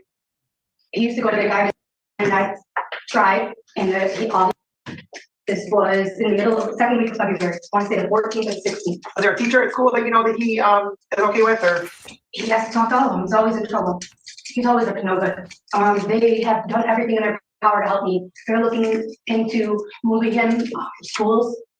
Yes, but I haven't told, we have the principal and I decided to not tell him that we were trying to get him in there because we know what he's going to most likely do. And he's going to most likely say no or. I cut the school's name because of, I don't agree that there's too many identifying factors. React as if you don't have to go to school in the meantime at all. Right. Well, you're trying to put me in a different place. And we were treading lightly between just us. I went there today when I picked him up, I signed a document for VJ. I went to the Board of Education to speak with them in between our last court date and now they requested me for a meeting. I said, absolutely, I would love to. And that's what they requested, is maybe that could help. But even the principal and the truant officer is most likely going to tell you the same thing. We're all on the same page. He's in a whole different world. And he is spiraled out of a different control in the last year. And I don't even mean as in like running the streets late at night or anything like that. He is just, when he wants to do it is when it will happen. And that's going to school late, me Ubering him there, because I'm sorry, son, I have a time clock every single morning that goes, I have to punch in it. I don't have time. I wake up at 6 a.m. to try to get you to school by 7:45 walking out of the door. That's an hour and 45 minutes. And you're gonna tell me you can't get up? Oh, maybe stop Ubering him to school. I know that ends up looking bad for you. That's what I was too nervous about. Perhaps, I mean, you're making things way too convenient for him. I felt the same way, but in the same manner, I didn't want you to think that I was letting him down easy. No, I understand. It's a catch-22. So maybe, maybe don't make it easy for him. I don't know if that's going to affect him or not, but we can address that on me first, and we'll have both feedback on me first. Okay, so something to mention. I see that one of the themes with most of those kids is that they're not waking up in time for school. Parents are struggling to get them out of the house. Those are pretty normal things. Teenagers need more sleep and they don't get it because their clocks are everything's a mess and they're trying to figure it out and whatever. I think like I used to au pair and au paired for like 8 years. And a lot of parents forget that like we often tell kids like, it's so easy being a kid, like just enjoy it. But it's not for them because like they haven't had other challenges yet. So their little human problems feel massive. And like, I mean, if you think about the whole of puberty, how horrible it was, your body is like doing things that you don't know, you don't understand. Your chemicals are up and down. You're all over the show. Maybe you throw in a little bit of neurodivergence here or there, and then like your dopamine is lacking, etc. And they're not sleeping enough. And then they're tired, and then they're getting in trouble, and then blah, blah, blah. So, Dominus, the thing is, I don't have enough here to go on. Tied how? Financially? Because if it's financially, then it's a hard disagree. Because the parents of millennials really did a number on the economy and then went, good luck, guys. Don't forget, you have to have your first house at this age. And also, I think like I'm glad that as time goes on, marriage and children are happening later and later in life, because if your brain hasn't finished developing till you're 25 at least, you shouldn't be making big decisions like that. Like buying a house, getting married, having kids, not a great idea. Oh, I can smell dinner. It smells so yummy. Let me just wait for Dominus to come at me with the next question. Wonder where Josh is. I went and found the first part of that hearing from yesterday so that he could see that, the one that he told me to watch.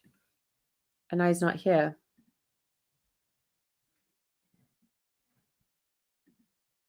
I might go against my own rules and post this as a video itself. I was trying to just keep it to vlogs in the videos and crime in the lives, but whatever, they're all mixed up anyway. What should we call this? I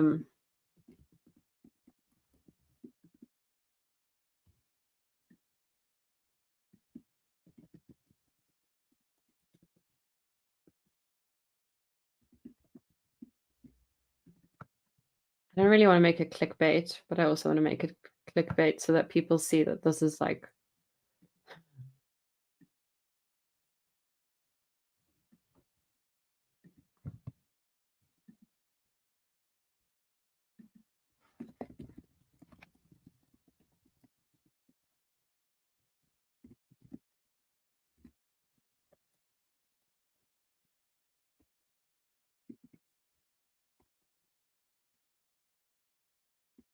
sorry.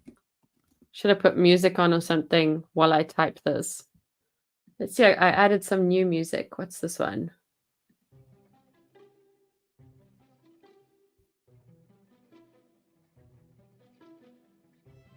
This sounds like no good stuff.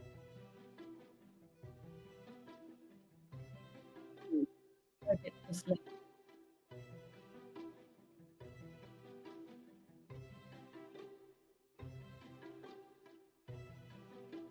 As for debates, the destruction of the two-parent households, in my opinion, that holds the secret. It's a little cryptic, but I think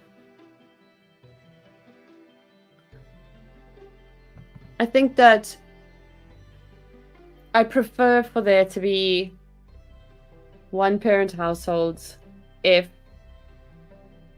it's a toxic environment.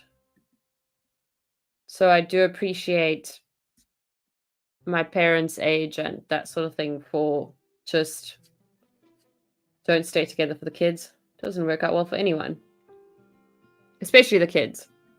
I was scrolling YouTube shorts and saw one of Simpson and Crazy from yesterday talking herself out of a house. I was laughing that it showed up, then realized you posted it. Yeah, do you know the weirdest thing is like, I'm not a shorts kind of person because I watch TikTok or I watch YouTube. So I'm not like on YouTube for shorts. But whenever I post shorts, YouTube pushes my content to new people, and then all of a sudden I like gain a bunch of subscribers. But like, I don't know, like the shorts do really well, but I'm not about to make solely shorts. So I rather just take shorts from what I've already done.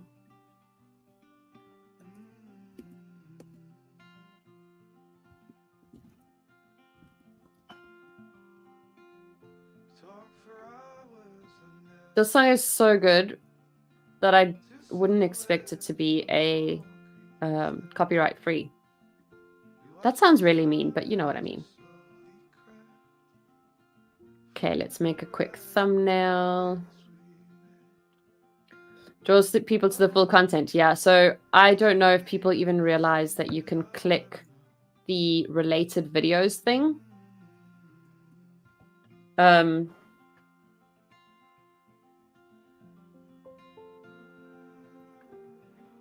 But I add the related video so that if someone watches and they're like, oh, I want to see the rest, they'll go like that.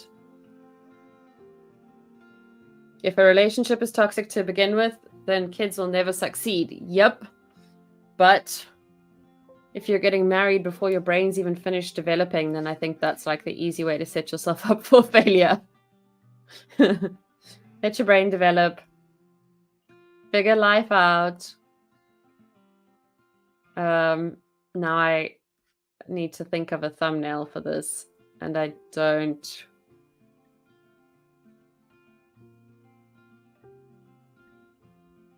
I can't share this one because it's like all my thumbnails.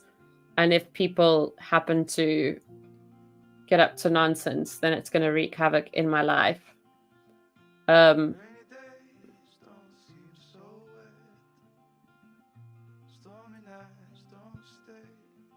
What was something crazy she said? She said...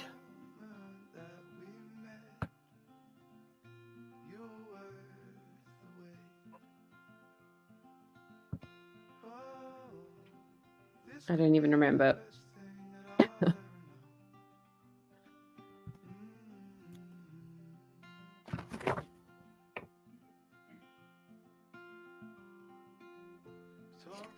People will ignore you. I think that was one that I was like...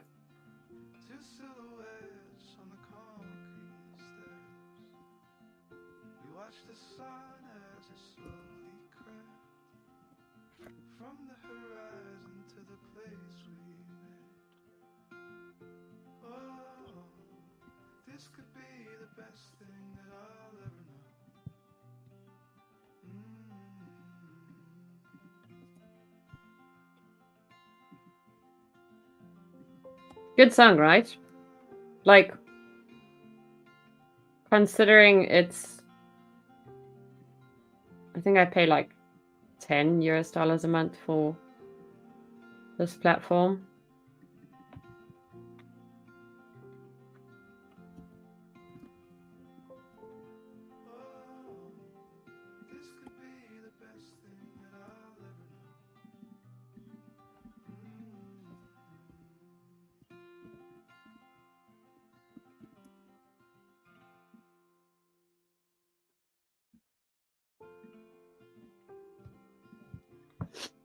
Okay, I've got my little thumbnail going.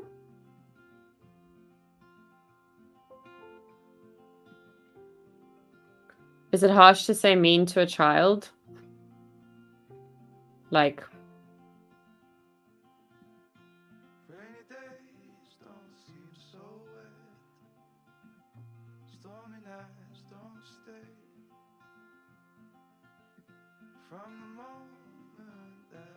Because she is mean to a child. That's why it made me angry.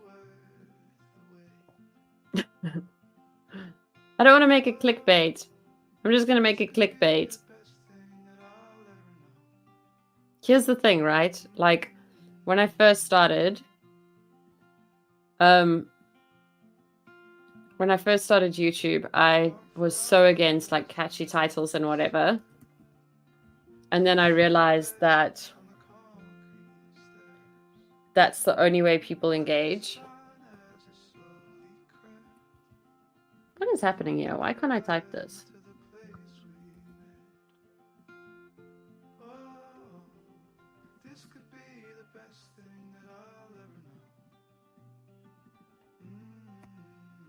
Okay, so Canva's bugging out. We may have to revisit this.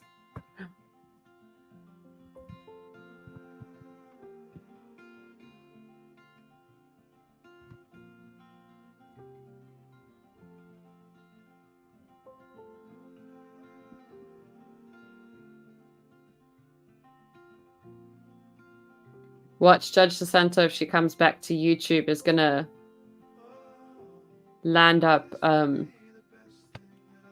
like blocking me from the streams. uh,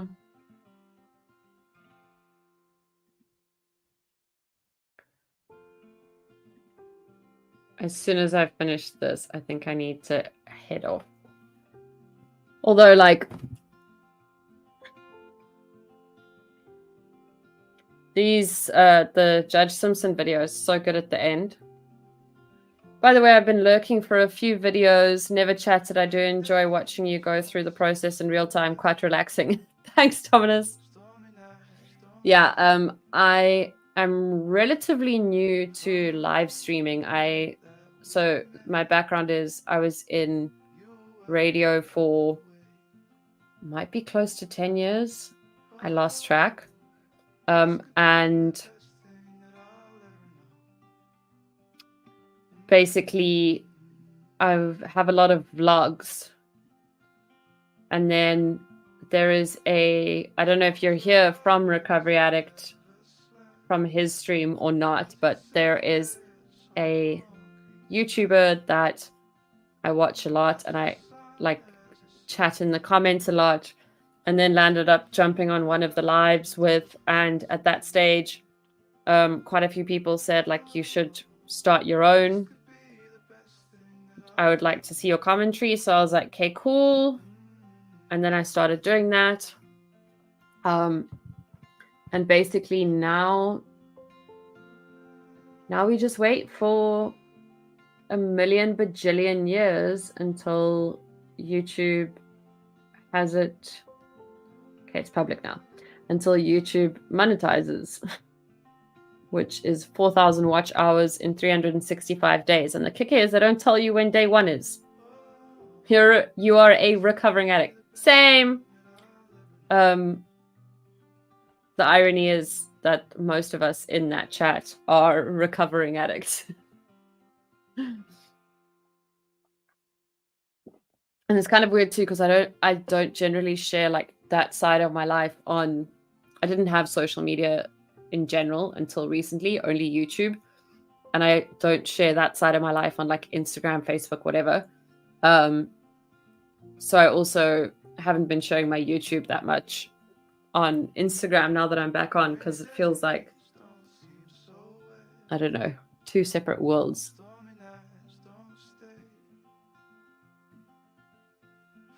Oh my gosh, God. Oh, I need to say goodbye. This is so sweet. Vaughn just sent me a photo of how I must dish up my dinner, how he envisioned it, because I'm not there to do it now. It's so sweet. Okay. I might do one tomorrow afternoon. I'm actually thinking of doing a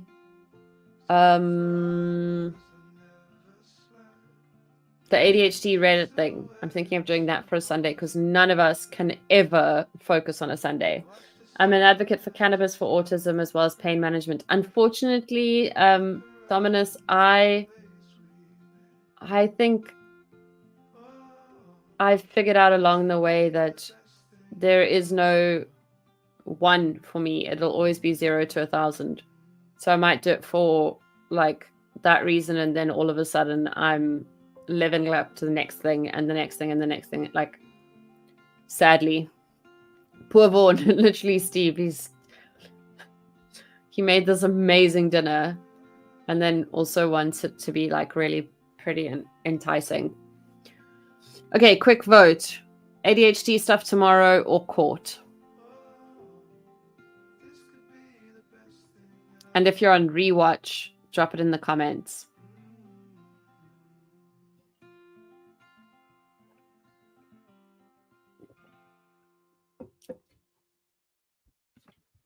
I'm just going to reply quickly to let him know.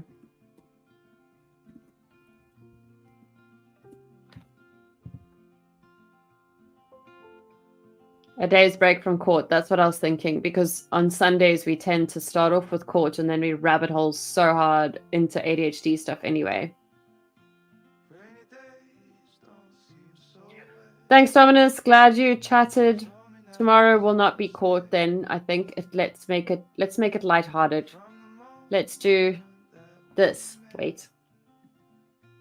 Pause. Let's do turn the volume up a bit.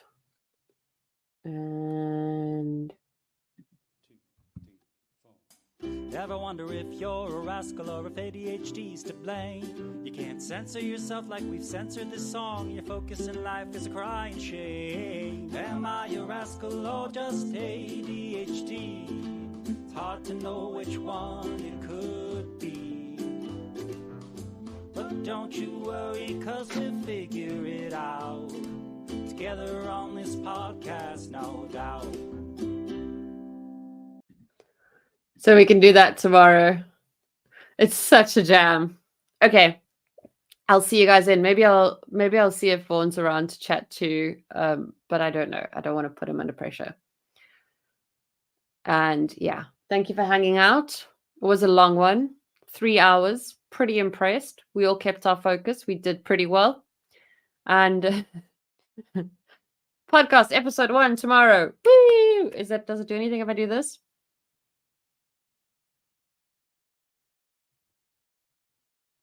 No. Bye.